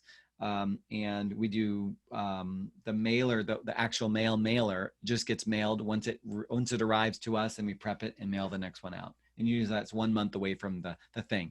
Halloween, Thanksgiving, I don't care if people get offended. I still say Christmas because I don't know what else to say. And I use a red truck every time I send it. And I say Merry Christmas. And I don't know. That's what I say. So, okay. What else you got? When you do Facebook ads and things like that, are there certain days that you do that, or you do it when it inspires you, or? They're always running. The Facebook ads and Google ads are always running consistently. We probably generate about 140 ads for our local Silicon Valley team and probably about 70 for our Roseville team. And when a new listing comes up, we do ads for new listings because we have like, we used to do guess the price, but you can't because it's a violation of whatever Facebook policy. So we just say, we used to do open houses. We can't do that anymore. So we just, do new listing lead, and we boost that post for X amount of dollars. But we're finding that it's not amount of leads that we get in, it's conversion. Because if it's like drinking from a fire hose. There's too many leads coming in, and so people are having a hard time calling them because they don't want to. So the lead doesn't matter when you do the advertisements. We just always going. And have you seen like success with certain ads over others on Facebook? He's got two speakers going at the same time. There's a little bit of feedback. No, but I find the ads that are working have like, check out this hot new listing, explosion, with arrows and fingerprints and, and stuff like that. That gets people to click through as opposed to just words, or ads that look too perfectly paid don't get as a lot of click-throughs. So if it looks like you did it yourself, that's going to be more likely. Or if you're going to do a video of yourself, hey, it's Chris. We're at 123 Grant Street today. That's a real one that people are more likely to click through than, hi, my name is so-and-so, and thank you for, that may work for some of the higher end where you're really trying to go with that Chris. But if you're just trying to grab the average person, average marketing works very well. One of the questions that's in the chat box is where do you get your scripts from? That's such a strange. My scripts are in my head. As weird as that sounds. I get it, but it's so the scripts that I got were from Camp 443, 3612.3, and Ignite. And there's an Ignite. If you go on to, I'm gonna stop share. I'm going to Are you talking about the old Ignite? Yeah, but if I go, I'm going to share the screen again. I think you guys are seeing a website, right? KW, let's see, my KW, there we go. So if I go into the mykw.kw.com, I'm logging in. And once I'm in, if you go to the top, which says education, if you go in the education tab and you click, it will show you a lot of the different materials. And in the Ignite series, along with a lot of others, when you click into it, there will be course materials that would be available. And in the course materials would be a script. There's a script book, and it gives you every script you possibly could think about. Another thing that I've done with my scripts is, sorry that I'm getting up and you're seeing that I'm wearing shorts, but oh well. I have script boxes, and when I find a script that I really like, I write the script on one side and the example on the other, and they just sit on my desk. And so that's how I passed the broker's test, was you just, every time you come across a really good script, you just write it down, and every day you just look at your scripts. And then that allows you to get through it. But I guess I've been doing it so long that the confidence, I feel comfortable, but I would be better if I read my scripts every day. Okay, any other questions? Keep going. I'll give you guys a couple more. I have a question regarding the listing appointment.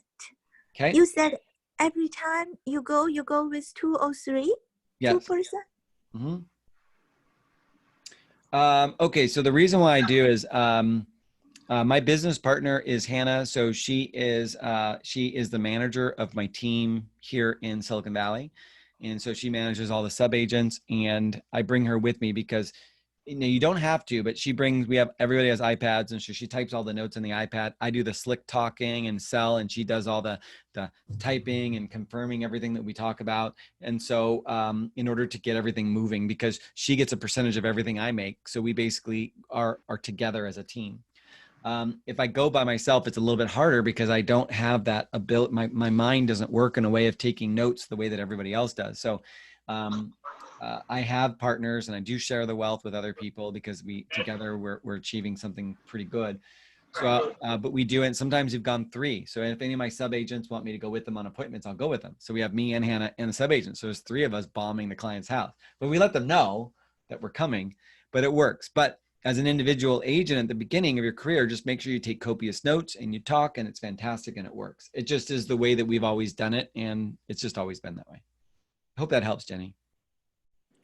Thank you. And more question about the listing. So you usually just go once and done, or first time you give the report or analysis, then you come back again to sign the agreement? Heck no. I come with a listing contract, agency, and hold off an MLS form. And I want to leave, and I want them to sign that freaking thing, and I'll come back later for all the disclosures. I want to sign it. I want to get the flip out of there because I got stuff to do. And I don't want to waste time. I don't want to do it all. So I will not come back because, Jenny, if you decide to come back, I'm going to go to that listing appointment. I'm going to sign it before you come back. I'm not going to leave that house till they sign that listing contract. So be ready to do a short presentation, a long presentation, and be ready to ask them for the business at that appointment because you never know if you're going to get a second appointment. Okay, thank you. All right, you guys, a couple more minutes, and then I got to head out. What else you got? I'll give you. So Chris, if you could, knowing what you know now after the breadth of depth of your experience, if you were to meet yourself right when you first started, what's the one thing that you would tell yourself? I tell myself now that you didn't. I try to tell myself to ask that pretty girl to dance. No, I'm just kidding. What would I tell myself? I would say the power of my database is so important because I didn't realize the power of a strong database. I always thought it was if I was the best if I was the smartest real estate agent, everybody would come work with me, but that's bullshit, right? No one's going to work with me because I'm smart. They're going to work with me because they know me, they like me, and they trust me. If I go back 27 years ago, I'm 47 right now. So let's see, 27 years ago, I was a loan officer with Bank of America. And 1 month, I closed 49 transactions in 1 month, made a lot of money. It was amazing. And I had this big database, and I decided to go into real estate. And I didn't take that database and do anything with it. I just left it, right? And those days, like 300 or 400 people that I did consistent business with. So I went into real estate, and I wasn't as successful in real estate at the very beginning because of the database. I didn't understand that if I prospected and marketed to these people even better than I ever thought, that my business would be successful. So I owe everything that I have in my success in my business right now is to my database.